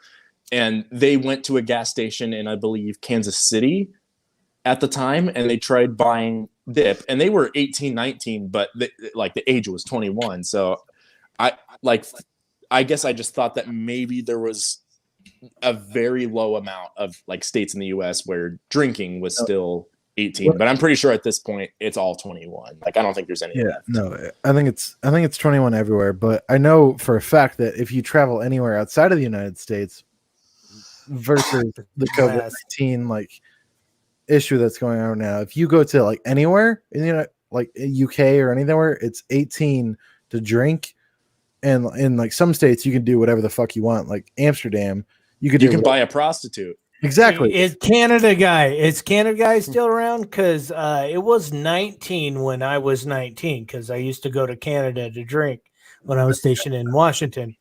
No, I think it's 19 or 18 still for Canada I had a relative that's what I'd go on the weekends. We'd drive 3 hours north and fucking drive to Canada and get drunk. Yeah.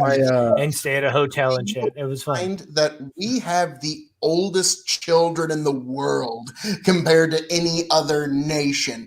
Like, you're not considered a legal adult until you're 18, and then now you can't even buy alcohol and cigarettes till you're 21. And in America, you're still considered a child as far as insurance companies are concerned until you're like 25. 6. So we have literally the oldest children in the world. If you go to any other corner of the world, like I've heard the joke made, it's like, yes, you're not an adult until you're 18 in America. Meanwhile, you go to some war-torn corner of the world and you've got some child soldier 12 years old with an AK and a 1,000-yard stare that's infinitely more mature coming across that day. So we do have the oldest children in the world, I will say that. So Dakota's talking about having cigarette vending machines right outside in other countries. I remember that when we were kids, Lynn. I remember we used to go to the laundromat in Seward. Yeah, and there was a cigarette vending machine there. They're like $1 a pack, man. Yeah, I don't know if you see the Canadian dude's post, but he says 18 in 3 provinces and 19 in the rest. So that's the legal age of alcohol consumption to this day for Canada, apparently. And is toilet paper hard to come by up there, Canada, dude? And I also thought this was very interesting, but I remember it was my junior year of high school. We had a foreign exchange student, and she was from Germany. And I remember at our prom, she was she just she was just sitting at our table because you would have your own assigned tables at prom, and we were sitting with her, and she said, "Where's all the booze?" And we're like, "The drinking age is 21 in the state of Nebraska," and she at the time in because she was from Berlin, I'm pretty sure she said it was like 15 or 16, just in Germany. 16. Yeah, 16. So she said like at their homecoming and their prom and like just like sporting events at their high school, like you could go up to the concession stand and order a Jack and Coke, and I was like, wait, what? I think I didn't know. I didn't know it was that low. Yeah. Germany's a really big drinking culture. It's a big like that. She probably had her first beer at like 12 or something. Like a big drinking culture. I think it was 2008 or I can't remember. I think it was 2008 to 2012, somewhere in that time frame. Russia still considered beer to be a soft drink. Like you could get that at like restaurants or like anything else. Whoa. Like a soft drink, like they have it on tap, I think it'd be in a vending machine at work. It was either that or like they had cans available, but like Russia considered like beer a soft drink unless you were getting like hard alcohol like vodka or whiskey. Like it wasn't considered alcohol. Well, people from Russia drink vodka like it's water. So I feel like at a certain point, I've never been a fan of Mother Russia, but if it's a soft drink over there, I might be on board. All of a sudden, it was considered. You might be on board with that. 2008 or I think 2008 or 9. Yeah, but I was gonna Sarah, you called small beer. Small beer had about a 2% alcohol content, and it was normally served to children. I mean, no, that the store. Anyone ever take note to the take a note to the store when they're 9 or 10 to buy smokes for parents? Yes, I did that. That all the fucking time. I used to take a note to buy smokes for you guys. No, and that's the thing is we weren't taking in the notes for our parents half the time. It was because of my older brothers that were sending me notes that were forged to make it look like it was mom and dad, so I could get them cigarettes. We talk about German, and they would still bring it. I don't know if you see Michael or Sarah's post, but when Dad was stationed in Germany, you could get Kinder beer with your Happy Meals. And then Sarah says, when I was 5 or 6, we came over from Germany, and I was pissed McDonald's didn't have beer. It's the same level for Germany to Russia. Like both of those countries. Oh, then they jinxed each other. Russia and Germany both like until recent. I think Germany was a lot more like sooner. I think like 2000s, if not sooner, that they crossed that line where they said beer is actually alcohol. We can't just sell it with everything. But Russia, I think, was late, like 2000, like I said, 2008, 2009, that they finally classified beer as like not a soft drink. Like you can't just go and get beer with like a Happy Meal or like your fucking Big Mac. Now you have to actually like go out and buy beer sepaperly. Yeah. I get a couple comments here. Some people telling on themselves. Melissa, you're in trouble. Disinfect your water. They would send me in to buy their cigarettes for them with a note, with a forged document about like mom or dad saying it's okay for my son to buy my cigarettes. Dude, I remember driving my bike up when I was like 6 years old and buying cigarettes. And I would be like, all right, Melissa, I got your cigarettes. I got these for mom and dad. And they're like Marlboro Reds. And that's what she was smoking back then. It's like, so Dad smoked Camel Lights. Dad smoked Camel Lights. But no, I'm over there getting a pack of Marlboro Reds and then I got to give them to Melissa so she can give them to mom and dad. Yeah. It's so strange to hear you guys talk about this because there's just no way in hell that you would be able to do something like that today. Because I remember this wasn't even that long ago. I'm guessing. Oh fuck no, we'd all be in jail for like child abuse. Yeah. Like I remember you'd be in jail for child abuse if anyone bothered to like review this podcast to be like, well, you kind of fucked up your siblings. Let's go ahead and talk for a god damn it, world go down. But this was just like a year and a half or maybe 2 years ago. I remember just my mom went to go and she she was picking up a pack of beer, and Yes. I remember she had Cooper, Harley, and Maya with her. They all went to Casey's with her, and the cashier was like, "Do you have your ID?" And she's like, "No, I don't, but I'm 45 years old." And he was just like, "Well, I can't sell to you, sorry." And like, I looked up the laws for selling alcohol or tobacco products in Nebraska. I think the rule is like if you look over the age, it's like roughly around 27 or something, they're not legally allowed to sell to you if you don't have your ID. But it's like, Fuck you, Sarah. Either they were giving a really nice compliment or they were just being an asshole. It's like between Now I the gotta two. get another beer. I know what you're talking about. I think the like designated age that like most retailers or bartenders or like anyone really shoots for is if you look younger than 40, they have to card you, and if you can't like produce like an identification like a card, then you can't buy whatever you're looking for. Fucking Carol Baskins. We're going straight to blaming Carol Baskins now. I feel Make like sure you folks are drinking along at home. I belong to the 1% of people that has not actually found the motivation to start Tiger King yet, because I've just seen so many you're things wasting on your it. time. Just watch it. Just You and get me. caught No, up. I know I have to. I know I have That's to. what I'm doing for Easter. Tucker, I'm watching- as your favorite cousin, Yeah, obviously. obviously, just watch it, man. It's fucking. Yeah, no, I'm planning on it. Just imagine the most redneck shit you've ever seen in our family and times it by 10. Oh shit, It's bad. It's that's that pretty bad. crazy. No. 'Cause I- 15, maybe 20. completely unrelated topic. I remember when I was younger, I always remember my dad playing a lot of World of Warcraft.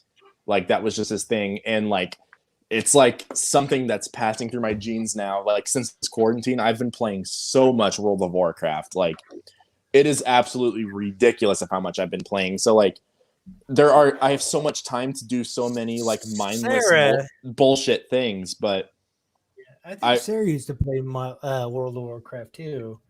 Really? Yeah. I do remember she said that. Comment, please, lady.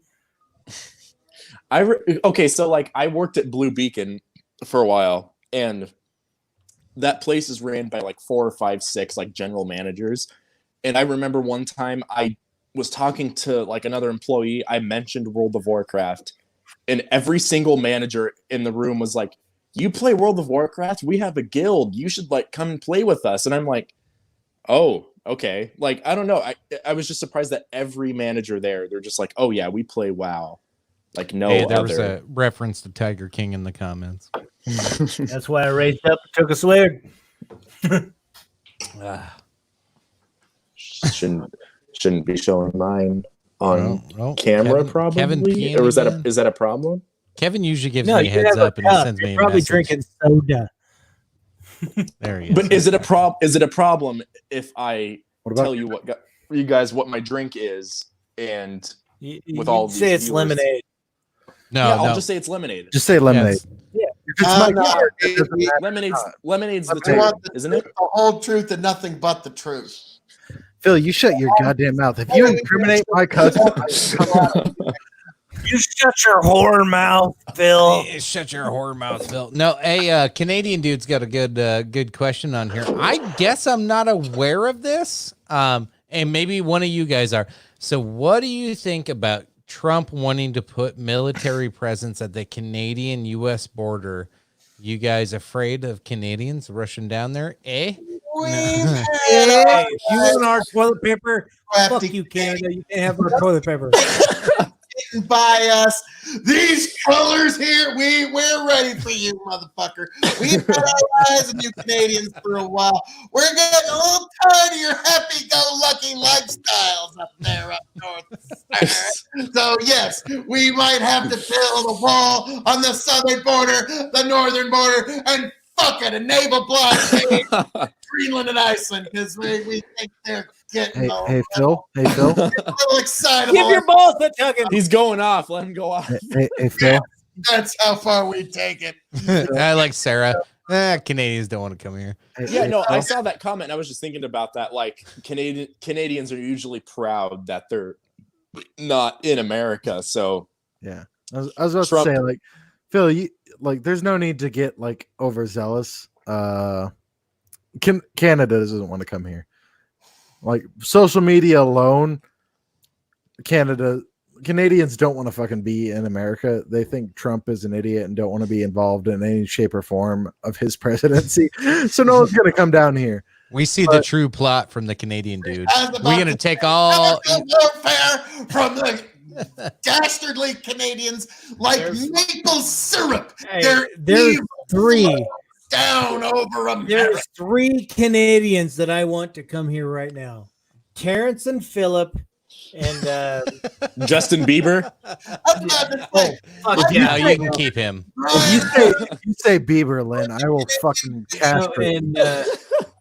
Oh God, I forgot his name. Who played Deadpool? I forgot his name. Ryan Reynolds. Ryan Reynolds. Yeah, he's the third one. That's fair. Terrence Phillips, Ryan Reynolds. I also always forget. You that can keep Jim Nickelback Carrey's over Canadian. there. You can keep fucking Jim Carrey too.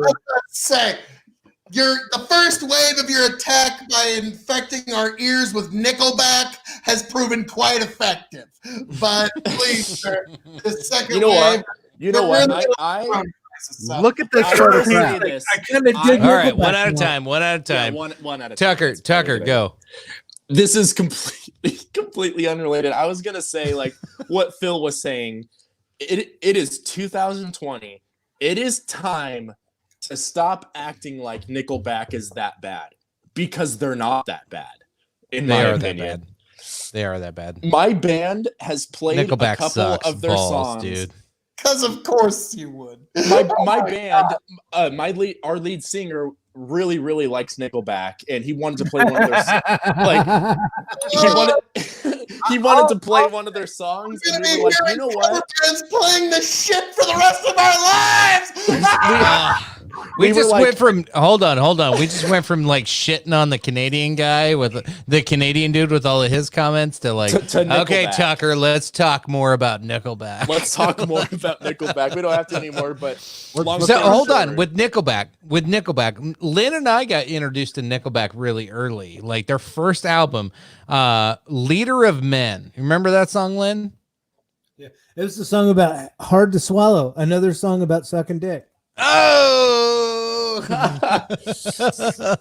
I have to say is, like, the only time, like, new Nickelback and old Nickelback aren't good. The only time Nickelback has ever been good was their like Dark Horse album era, and that's it. Like, look at this photograph. Like, a bunch of like their songs around that time were the only thing that was good about Nickelback. New age Nickelback, like, not good. Old age Nickelback, not good. Because it's about look at this photograph. Sorry, I had to do it. Riker. yeah, you had to. don't fucking sacrifice your son for entertainment, chicken. How Oh, I had to. He'd be proud. He would be. like old and new Nickelback are ass. I was looking everywhere for a Dude, photo. and- I'm and- like, I know I have a photo frame around What here. he's Yeah. getting at is all Nickelback is ass. I wanted to mention this, Jesse. Like, I found this pretty odd, but like the last time I've seen Riker, he was just learning how to walk. I just realized I haven't seen that kid in so long. How about that, Jesse? How about that? How about that? When was the last time you seen him, Kevin? You lazy bitch. You can drive. Like Tucker's only been an adult for a short amount of time. You've been an adult for a long time. What's your fucking excuse? Military, and then you move. I just wanted to get this out of the way real quick. Nickelback fucking sucks. Fucking horseshit. 35-year-old man talking bullshit in his song "Animals" like we're a couple of animals, like you're a fucking kid in high school. That's bullshit that shouldn't be coming out of a full-grown man. What the fuck?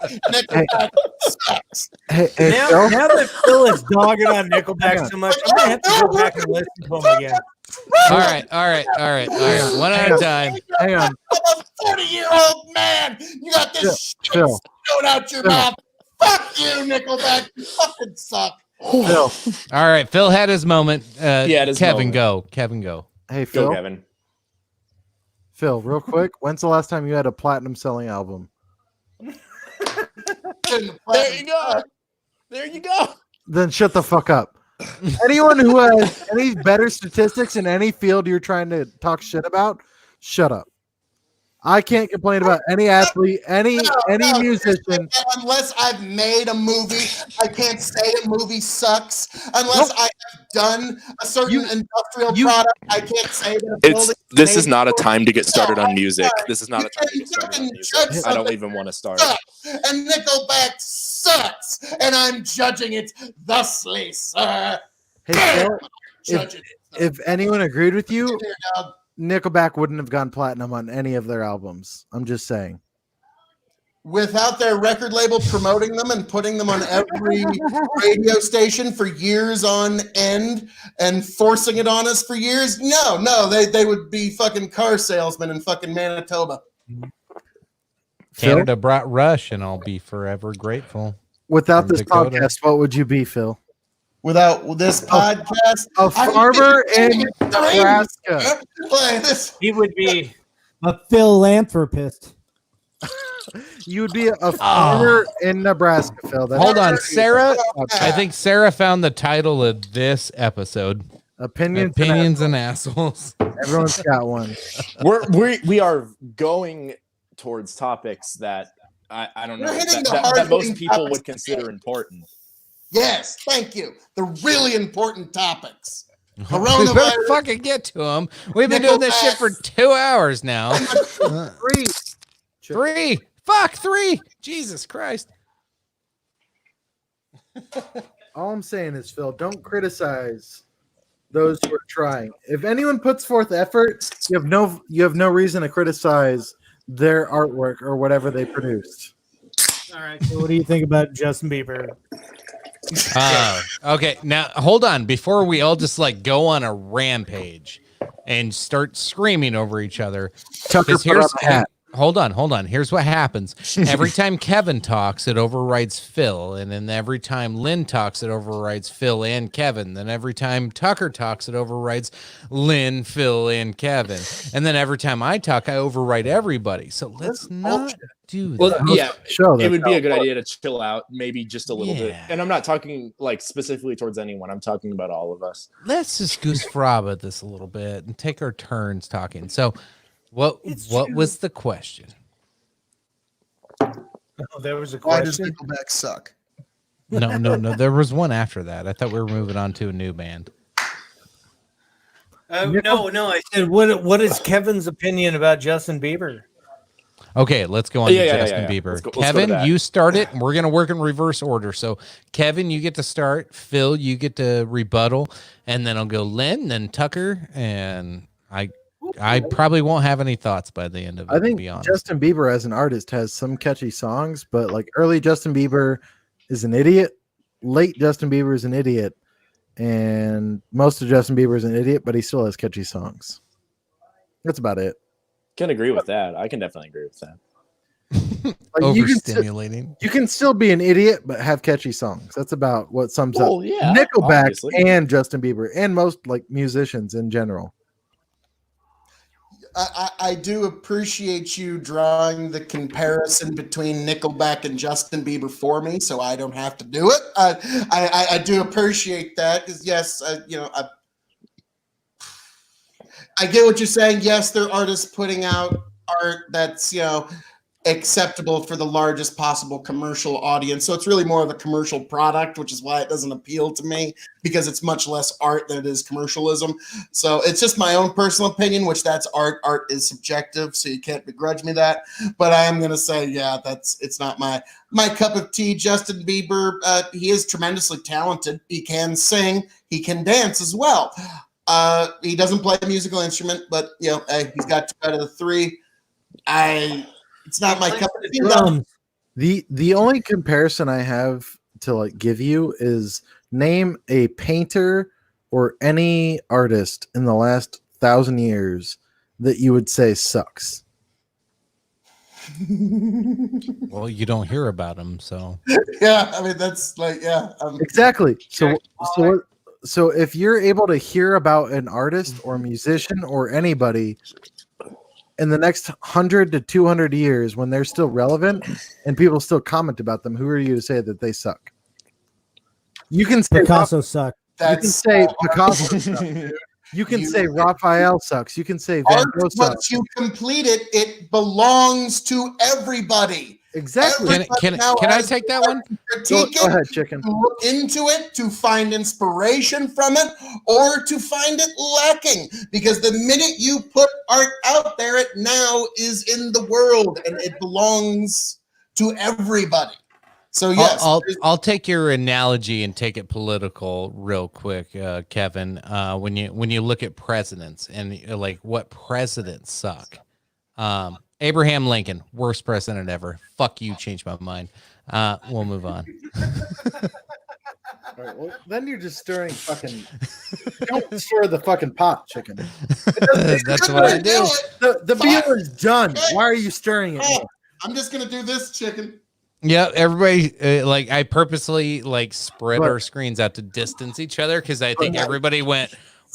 Why is chicken saying that? But that's the same thing. Distancing. Everybody will have a different opinion, but at the same time, someone at some point has produced something in something of a field that you can't really criticize them for because they're long dead. That's the point, right? So here's the point I'm trying to make with it is the second I say that, most people that don't know me right away went like, "Is chicken fucking racist?" Like that was the first thought that came into their mind. I criticized Lincoln over his tyrannical reign over the government and how he totally broke the Constitution, and that's why I think he was a terrible president. I love that he freed slaves. But I fucking hate how he did it. He did it in a terrible way. Now, maybe it was necessary to do it that way, but it was against the Constitution, and I'm a constitutionist, and I fucking think it was a terrible way to do it. That's why I hate Lincoln. With your gun. But it's the same thing, Phil, is that musicians and artisans and painters and whoever else throughout all of history have changed how those fields have viewed those different paintings, those visionaries. Like if you look at like what Van Gogh went through as during his lifetime before he committed suicide, nobody knew who the fuck he was. Nobody gave a shit. But as soon as he committed suicide, people realized how much of a visionary he was through his artwork. They're like, "Oh, this guy knows what he's talking about." So I'm not saying Justin Bieber is a revolutionary like artist at all. Yeah, I was gonna say quit fucking comparing him to Van Gogh. And what I'm saying is that, like, I'm not saying, Kevin, is there a latent love of Justin Bieber you're not quite wanting to tell? No, dude, this Bieber guy is fucking great, man. Like, I don't give a shit about Bieber, but what I'm saying is that to deny all of his music in general is to deny all of the musicians and people who worked on his music. Dude, I'm going to bite on this one. All right. Nirvana was an okay band when I was a kid, right? And then he offed himself, and all of a sudden he's the greatest fucking goddamn artist ever known.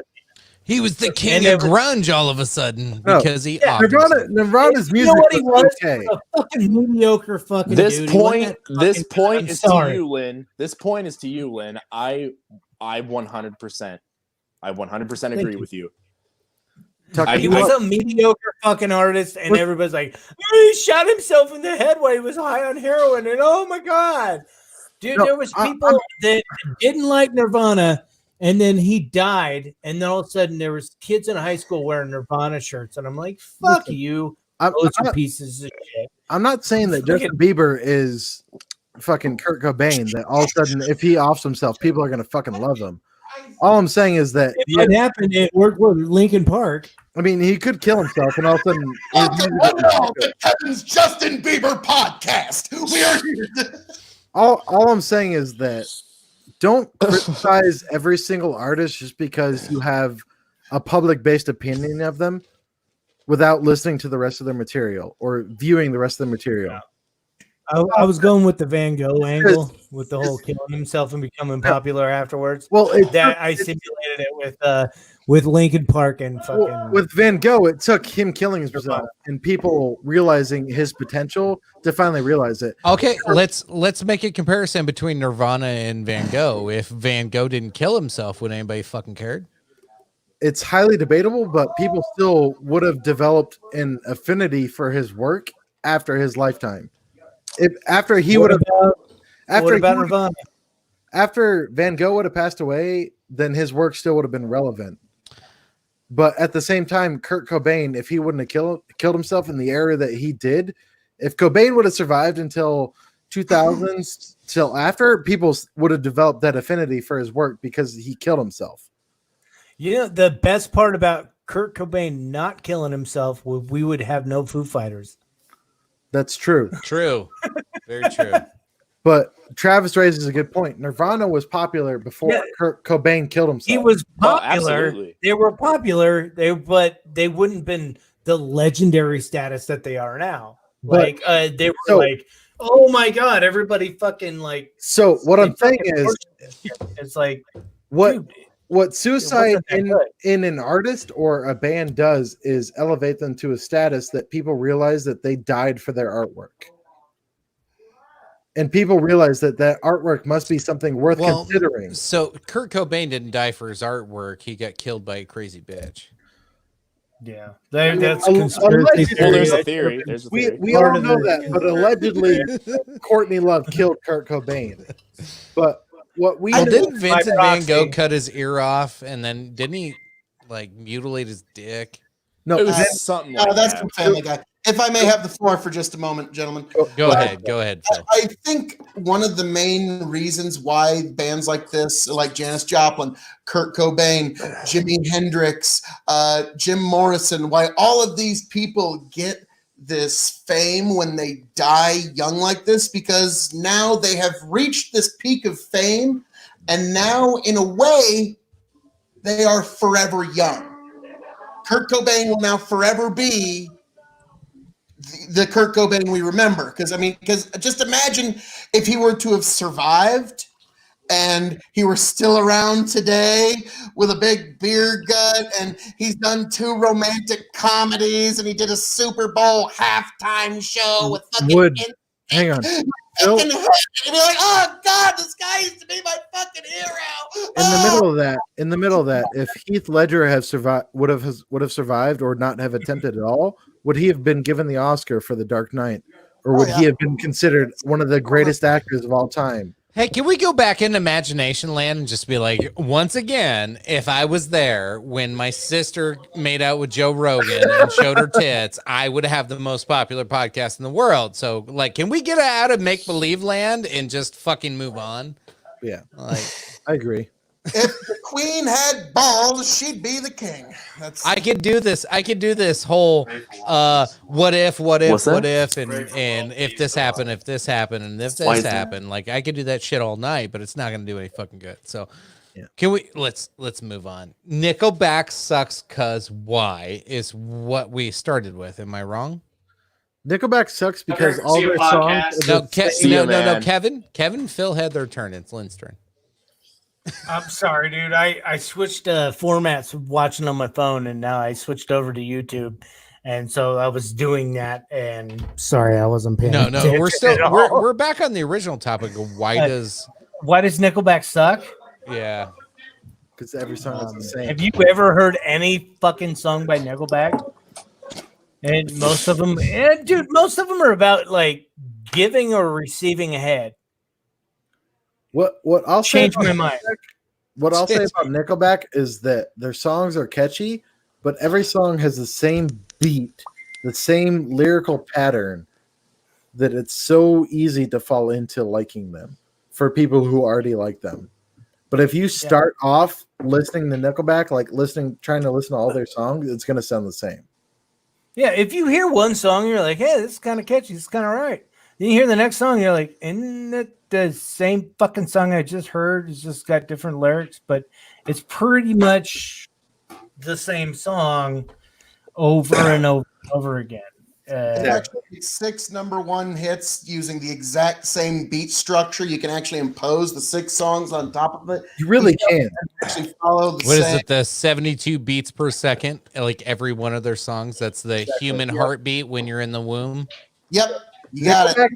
Nickelback follows an Hypnotize people. extremely precise pattern with how they do their beat and their guitar, like their bass guitar, like beat per second with their songs. And it's extremely noticeable when you listen to the songs side by side. You'll realize that all they do is almost repeat that same lyrical and guitar pattern. Now Volbeat did a song called "The Devil's Bleeding Crown," and they got a lot of flack for it because it sounds like a fucking Nickelback song. And if you listen to it side by side with the Nickelback song, you'll be like, "Holy shit, it does sound like Nickelback." And I was kind of upset about Volbeat doing that. There's a channel called Corridor Digital, and other channels on YouTube who have compared movies and songs and like other things throughout time that have the same exact pattern and same beat structure and everything, that basically just copied each other. And like other YouTube channels who are audio professionals who professionalize in the field of music and everything else and singing, that'll prove that basically songs and people are just copying each other throughout time. Like with Ariana Grande's what the fuck is it about? Meat popsicle? No, it's like Breakfast at Tiffany's, I think. Like that song as they go through like I can't even think of it. What's her all I latest can song? think of that is that stupid ass fucking song, and I don't even want to fucking go Exactly. down that road. But like people reuse shit throughout time, and it's just going to be like a constant. But like at the Right, same it's time, rehashed bullshit. but at the same time, bands will reuse their popular beats or their popular songs throughout time to keep themselves popular. So if you hear a song from one band, then all of a sudden you hear a song from that same band, but you still like it, it's going to be a recognizable beat. Almost like it's almost comparable to like what Is that produced like 2 years earlier. are you making reference to like Queen's song? What was the one that sounded like a Vanilla Ice's song? Like Under Pressure and Under Pressure, Ice Ice Baby. Yeah. So like 9 times out of 10, if you ask people to listen to the intro of Ice Ice Baby and Under Pressure, they're going to start singing either the same or the opposite beat or the opposite lyrics of whatever song they're listening to. Sure. It had an extra ton. Tucker's got Tucker, we never got to Tucker on his thoughts on the whole Nickelback situation. On the Nickelback thing, yeah. Well, what I would say about Nickelback is, and this is all entirely done from personal preference. Like, I guess as a guitarist and as a somewhat musician as myself, I would definitely say that like a lot of musicians tend to say that they would tend to say that music is something that shouldn't be taken subjectively. But as any musician wants to believe it, and it's just as much as it's not true, music is a 100% subjective topic just because it's entirely based on, like the public's opinions. And there's a very fine line between a musician who cares about like the quality of the music that he writes, and there's also he or she writes, and there is also a line between like the other people who would consider themselves performers. Like they focus more on performance more than they actually consider the songs that they write. And with Nickelback, I feel like they have more of a performance preference, which is why I think is like the reason why they write the type of music that they do is because they write catchy songs that, I guess what someone would say the basic audience will recognize for very long. And I just have this vague memory. It wasn't that long ago. Our band played a Nickelback song at one of our shows because we were playing a cover show. And I just remember having a lot of fun playing one of their songs just because of how catchy like the riffs are and all of that. But, one of the main important things I think about in music is one of the most important things you can do while like just say that you're a person who regularly listens to music. Branching out is a very important thing I feel like people should do. depending on what you do in music, like singing or like, mastering an instrument, like it's entirely subjective. It just entirely depends on what you like, and it depends on what you strive to do in music. Like me as a guitarist, obviously I think about constantly, like, I want to be a good guitarist. I want to be the best I can be.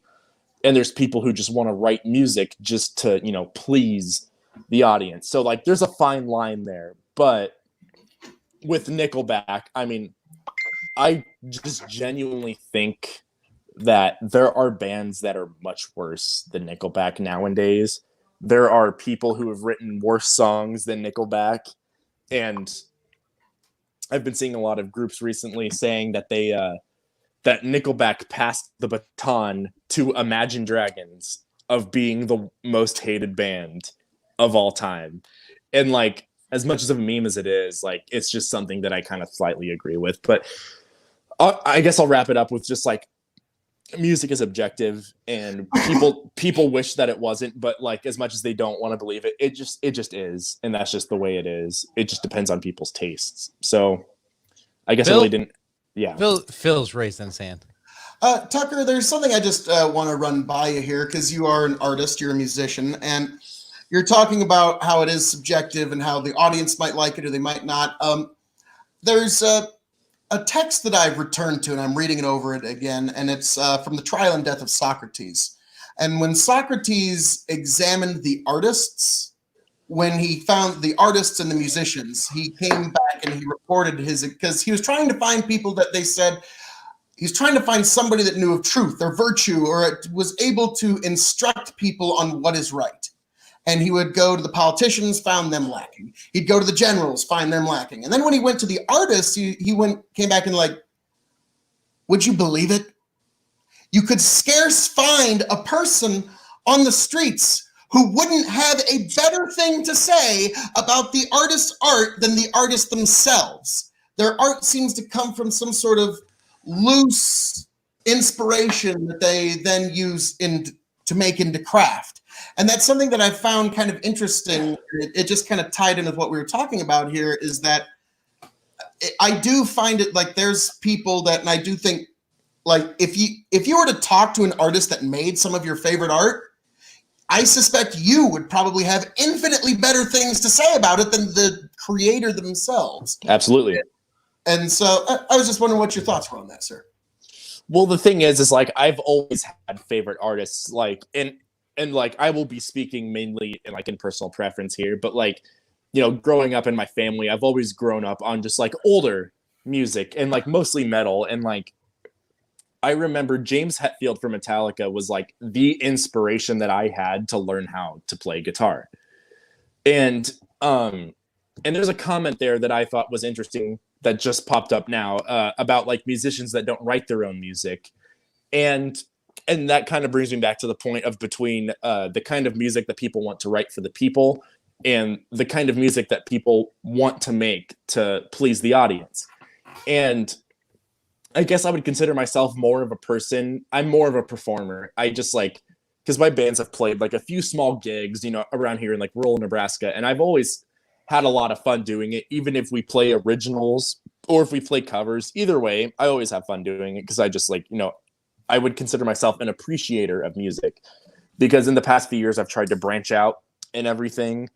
And I guess like, depending on personal preference, like what people like for music, obviously that ties into like certain generations, and that entirely ties into just like the way people were raised. So like, that's how I feel how music is just a 100% objective topic, is how people view music, the way that they grew up on. Like, mainly that's for me, because like my dad, even my mom, like they just listened to a lot of, like Metallica. That was the big band for me growing up. I remember being like one of my earliest memories was like 4 or 5 years old. And I just remember my dad blasting like Metallica or System of a Down at his computer. And I just remember thinking like, wow, like I really, really like this. And my dad bought a Les Paul Jr., which was like the first real nice guitar that between me and him had. And I would just dink around on it, just having fun. And then at one point something clicked in my brain. I was like, I want to learn, like, you listen to Master of Puppets by Metallica, you're just like, I want to know how to play something like that. So like you then, obviously pushing yourself to learn a certain instrument, or like if you're born with the talent of singing. That's why I feel like it's just an entirely subjective topic. Like it's really hard. It's really hard to argue on music. Like as much as you want your opinion to be right, it just entirely depends on people's preferences. But I don't know. So what you're saying is imitation is the most sincere form of flattery. Imitation is the most sincere form of flattery, indeed. It's like bands may repeat each other and reciprocate each other's music, but at the same time, a band that's younger imitating what other older bands do or imitating what they do themselves is them saying the greatest they've ever done is what they're repeating now. Exactly. Well, because like Jimmy Page from Led Zeppelin, he got a lot of shit for copying Stairway to Heaven, how it's like a completely copied riff. And I remember it wasn't too terribly long ago when Robin Thicke wrote a song that was 100% identical to a Marvin Gaye song from like the early 80s or like late 70s households, like because he was a big soul artist, and Robin Thicke has considered himself a soul artist too. Soul music, there are some similar aspects, but people try to make it different. But when people imitate music, I feel like it's a situation that you just kind of leave. You just leave it as it is, because especially if you're a band like Led Zeppelin, who has written songs that are just like considered, even to like younger eyes, legendary. Like you hear Stairway to Heaven, you hear Black Dog or like Whole Lotta Love, and you immediately know what song it is, like because you've heard it on the radio. Or I don't know, like a lot of families, like they raise kids on music like that. So I guess what I would say is, depending on personal preference, like if you're listening to something and you can genuinely just enjoy what you hear, like depending on if you're a musician or not, that's all that matters, is that you enjoy what you listen to. But like also going back to personal preference, there's so many bands that I think that are just not good. And, and it's okay to think that. Everyone is entitled to their own opinion. But music is just so just the places that it's been taken, it's so different. And I don't know, I guess it's just like what I would say is it's hard to argue on music. It's just difficult. Sure. Real quick, Phil, I'll give you the floor in a second here. I got to go through some comments here. Amanda, Breakfast at Tiffany's is not a song, but a classic movie. Yes, but everybody remembers that stupid ass fucking song. I think about Breakfast at Tiffany's. They do. And that fucking dumbass song. And the fact that, hang on, before you continue on from the fact that Ariana Grande used that classic movie / song in her new music and gained so much attention for it is a proven example that using flattery to compliment those who came before you gains you the attention of those who come after you. Well, it's sucking the tit. That's what exactly. It is. So if Ariana Grande wouldn't have used the same lyrical and like the same guitar, piano, like whatever riff, beat, whatever you want to go with to emphasize that song, she wouldn't have gained as much popularity. Marilyn Manson wouldn't have been as popular as he was back in the late 90s. He did a cover of Sweet Dreams Are Made of This. Yeah, exactly. Right. So that song got him on the radio, and it got everybody to say, "Who's this fucking weird guy?" And then he came out with an album and fucking rocked it for exactly. Why? Take artists because like that. He did a cover song, and he did flattery by like imitation, and did his own version of a song that was already out. Exactly. You take an artist like Marilyn Manson, you take Ariana Grande, you take Korn, like Dakota just commented, doing the same remake of The Wall by Pink Floyd. You take artists repeating those that came before them and doing it in their own way, and you try to be insulted by it. But at the same time, if they're doing it in their own way, they're representing their own selves in the way they present Use the music. bathroom real quick. Go ahead, Tucker.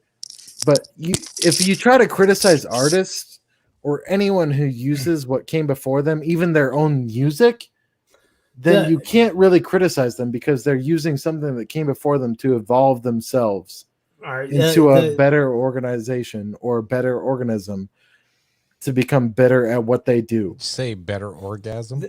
Better orgasm. I gotta say something. All right, so wait a minute. The one comment earlier saying that like all the artists nowadays, nobody writes their own music. I can say in the middle of genre of metal music, that's a good point. Because metal music, they tend to write some original shit, and it doesn't get copied or fucking as much because it's not that popular of a fucking genre anymore. I mean, their peak was in the fucking late 80s, and they still got kind of a nice following. And dude, I've been a metalhead for fucking ever. And yeah, some of your top 10 fucking pop fucking top 20 motherfuckers, yeah, they're right. They have people that they pay money to write their own music for them. Well, that's why there's fucking TV shows about writing songs for country stars and pop stars and rap stars, but there's no TV shows about writing songs for rock stars or metal stars because they come up with their own shit. Am I wrong, Lynn? Yeah, they're not hiring people to write their own music. They're out there fucking struggling. They're out there doing their own shit. I think the last time again. That's all I'm saying. There needs to be a fucking revolution, and we got to get more metalheads out there. Needs to be a reckoning of metal. The last time I heard about a metal song taking anything from anyone else was, I think it was either Five Finger Death Punch or Disturbed with Jekyll and Hyde. Yeah. It was Jekyll and Hyde, and they took it from a guy who called into the show that they listened to regularly, and they listened to him, and it was a dude talking about his own life fucking problems and about how he dealt with his own personal shit, and they turned it into a song about dealing with depression and like bipolar disorder. They turned like there's nothing to stop artists from continuing their development or their growth as artists. It's just how they approach it that kind of halts them. Like a lot of like pop artists you see rely on ghostwriters or other people to do their shit for them. Exactly like what Dakota said. It's mostly just pop music that gets ghostwritten. And it's true. But at the same time, metal and everyone else will ghostwrite or do whatever else they want to produce music and make it happen. But at the same time, metal music is a lot more involved emotionally than a lot of pop music or rap music or anything else. Because you see a lot of metal artists that deal with shit like personally. I just had to pop out. I'm not going to be on the floor. You shut up. You'll be on the floor soon. Dude, he's gonna take a nap. Turns his wrist the more he goes on one continuous long sense. Now I'm taking the floor here, goddamn. Take the floor, Phil. I know you have some things. There isn't some sort of emergency or breaking news because it took me 10 fucking minutes to tell you all Happy Easter, everybody. Oh my God, it is Easter. Yes, so thank fucking Christ it wasn't like Jesus. It took me 10 minutes to tell y'all Happy Let's Easter. get Tucker back in here. Hey, let's go ahead with a Happy Easter, Carol fucking Baskins. Happy Easter, Carol fucking Baskins. Let's all drink. Or vape, whatever. Whatever you want to do. Tucker, produce some whiskey and drink it. Let's go.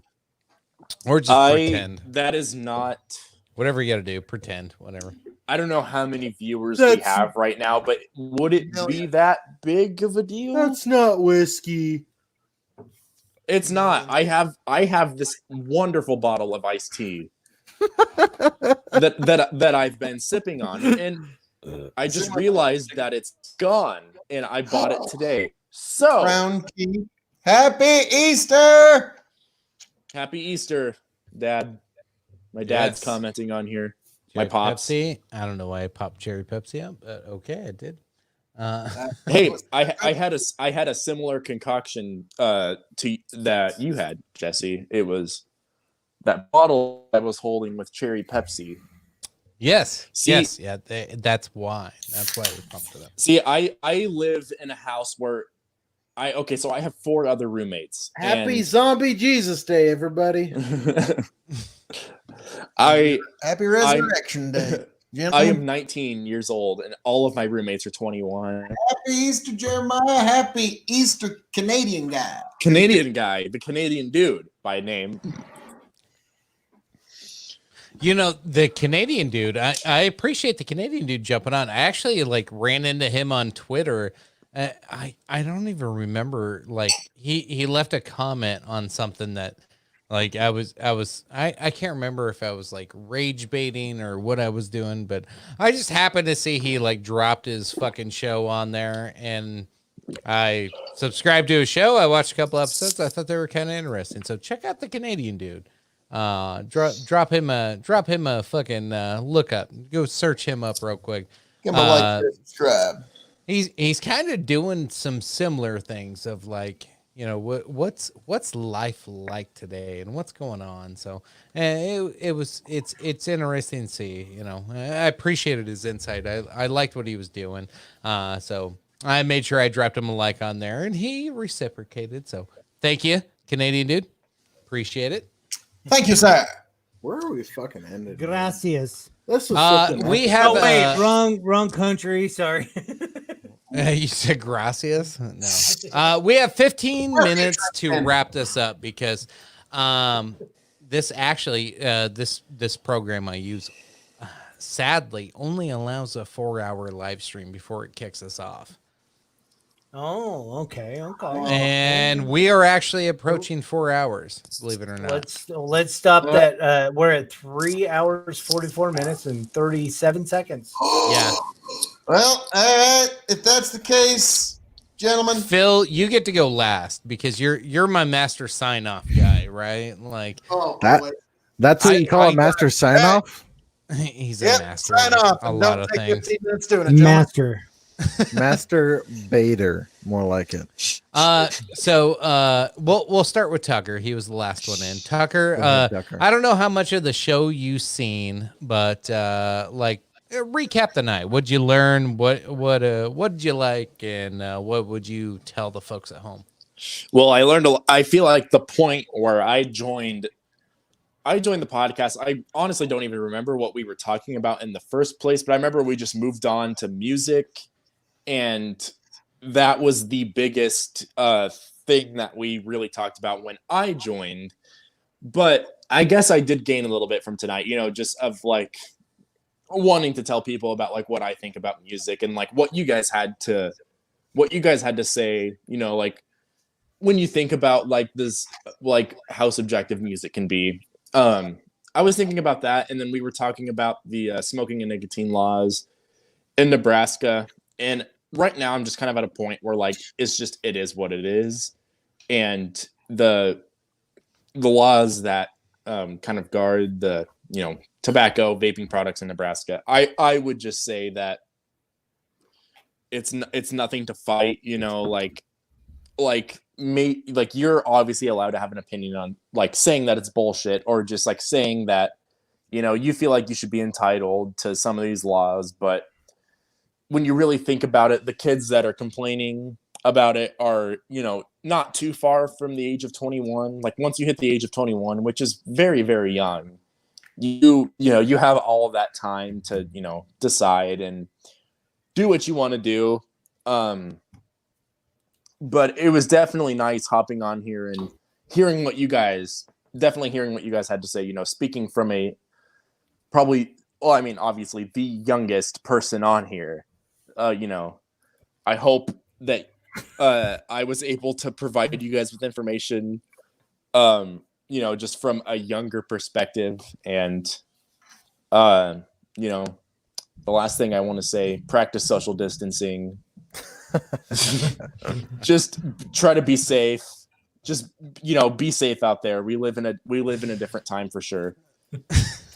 No. I just had to pop it up. Thanks, Lynn. Thanks, Lynn, for your beautiful insight. Throwing in them comments, man. Lynn, you're up next with that beautiful insight.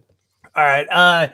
I do like how we did turn this shit over to like a music portion for a little bit, just to get us out of the normal fucking like news. We did. Politics, we got away from the COVID. bullshit for a while. It was good. Yeah. We start talking. We need to have a fucking podcast episode. I don't care if it's pre-recorded or live. I don't care. An anti-COVID. Just a straight up fucking music episode where we just bullshit with Tucker and we do a whole fucking music thing. And I like that. We I make like it. that. Yeah, I like that definitely idea a good as well. person. He's definitely. I think it'd be great. Music bullshit with because Yeah. Tucker, And- like watching him grow from like initial riffs to like what he does on Instagram with his band and everything. He's an artist. So Tucker, plug no your sh- Instagram. Plug Yeah. your Instagram, bro. Fucking throw it Yeah, up. for sure. How do I just like go ahead and stick it in the chat? Yeah. You can stick it in the or chat. Tell say us what it whatever is. you want, bud. Yeah, no, I can definitely do that. Here, I'll do it for my computer. Where do we look for you? Where do we look for you, bud? I will go ahead and plug it in to the. Okay, so Tucker Cuttingham is the exact username of my Instagram, and occasionally I'll post stuff on my story. Yep, I'll add it right here. Good. Just to make it easier. And plug your shit. Tucker's got some cool shit. Like the dude can play. A phenomenal 19-year-old guitarist from the age of like fucking like 10. Tucker is a good fucking kid. He knows his music. He knows what he's doing with his fucking goddamn fingers on a guitar. Listen to the fucking kid. Thank you. Jeremiah, you're right. Live is better. We'll keep up with live shows. Don't worry. We'll keep live shows going. Yeah, we'll keep that shit going, but we got to add that extra content, obviously, into the locals page. That's where I was getting at. So either way, I really come back from this whole thing going. It was an interesting night. We talked about a lot of shit. It was really awesome to see more participation in the fucking audience, which I was. It was I good. was kind of happy to see, and I did switch formats. I went from the Facebook to the fucking YouTube, and I saw there was a difference in comments. I don't see my sister posting anymore, so I don't know. Maybe she got a little drunk and went to sleep. I'm not too sure, but she did make out with Joe Rogan. We know that for sure. But all that being unsaid. See, the thing is I've heard this story. I would like to times. say ahead of time. Hey, real quick, we only got 10 minutes left. Lynn? 10 minutes. All right. Love everybody in your family. Do not touch anybody at all. Maintain that distance.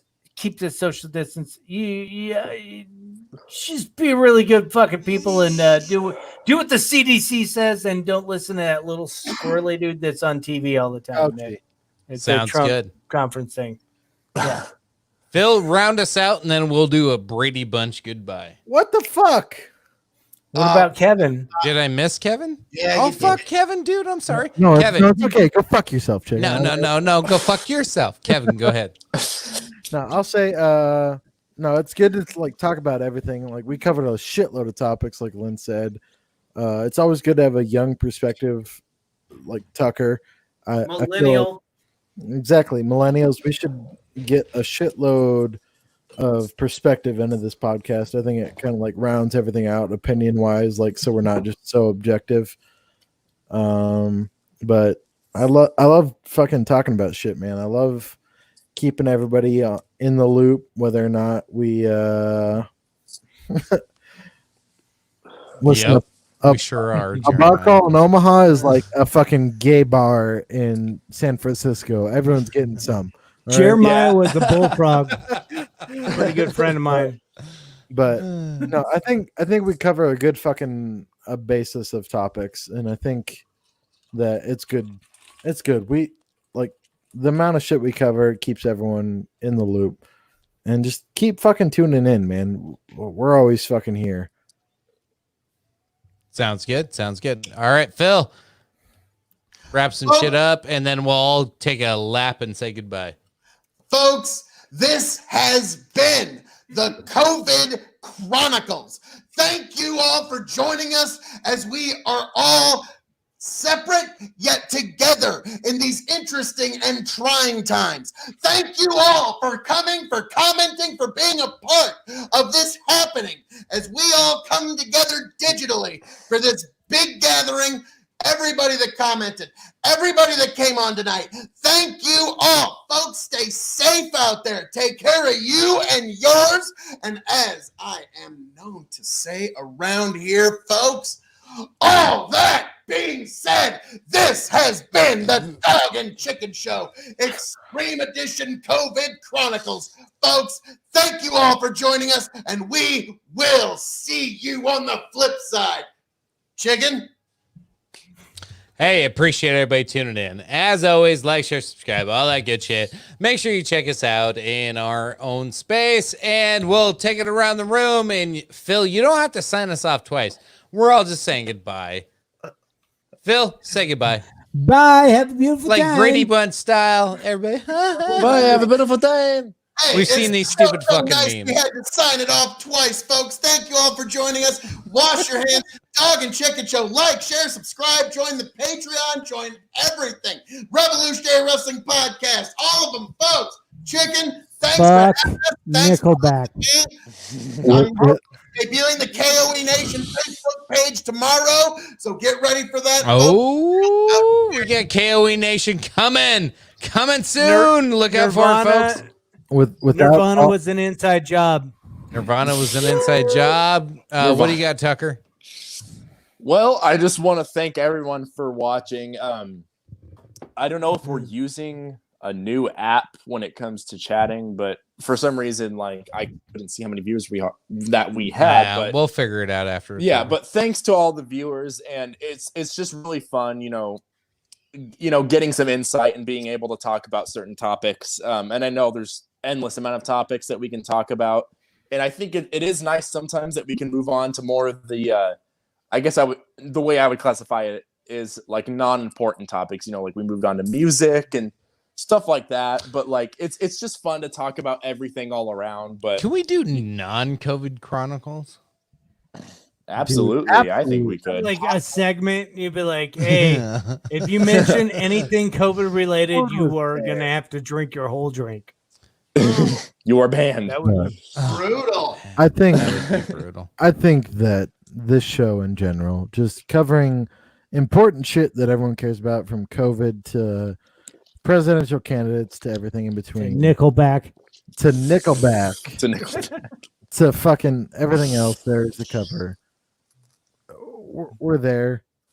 Give a listen, give a like, give whatever it is, subscribe. Go to the website down below. Go to the fucking website, dogandchickenshow.com. Right here. Locals. All you gotta do is click on this website to keep up with the latest happenings. Well, you can't. Gorgeous mug and everything at the Dog and Chicken Show. Greatest deal in the history of ever, Chicken. How are they not like? It's free content. Free content, folks. I don't know what you can argue with. You can't sell them free shit. $0. I'm trying to sell them on the idea of the wonderfulness of the Dog and Chicken Show, wherever it can be. Go subscribe. Go like us. Go whatever. But Dog and Chicken Show, we'll try to keep you informed. Dakota says it should have been doing non-COVID. Dude, the name of the show is COVID Chronicles. How am I going to do a non-COVID episode on a show called COVID Chronicles? Dakota, fuck you. Fuck you, Dakota. Like, Dakota likes Dakota. You motherfucker. Dakota's a dumbass. We'll Dakota. No. Just stay tuned. We love informing people. Chicken loves informing people. Phil loves informing people. Tucker likes playing music, and we all like to listen to Tucker play music. Lynn likes to fucking jam out. Phil likes to fucking preach. We're here. Keep fucking going, people. Like us, subscribe us, do it all. Yeah, I'm not trying to drag it out, Dakota. Dude, all right, say good night. I am literally good night, out everybody. Of beer. Good night. Thank you guys. And have a for the last time. second, I'd like to rep my Justice for All poster that I have here. That's killer, dude. I like Yeah, it. I'm really digging it. I actually got it for Christmas from Taylor and Austin like 3 years ago, and I just found it, and I'm like, well, I moved, got to hang it up, and I'm just feeling it. So look at my wall. Yeah, no, I saw that. That's a good collection there. All right. Yep. All right. All right. We're missing a couple. Peace, everyone.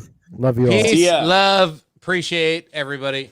Hey, tune in every Wednesday, Saturday, Sunday-ish. We'll flip back and forth. But as always, appreciate you. Love you. Thanks for tuning in. As always. Bye. Bye.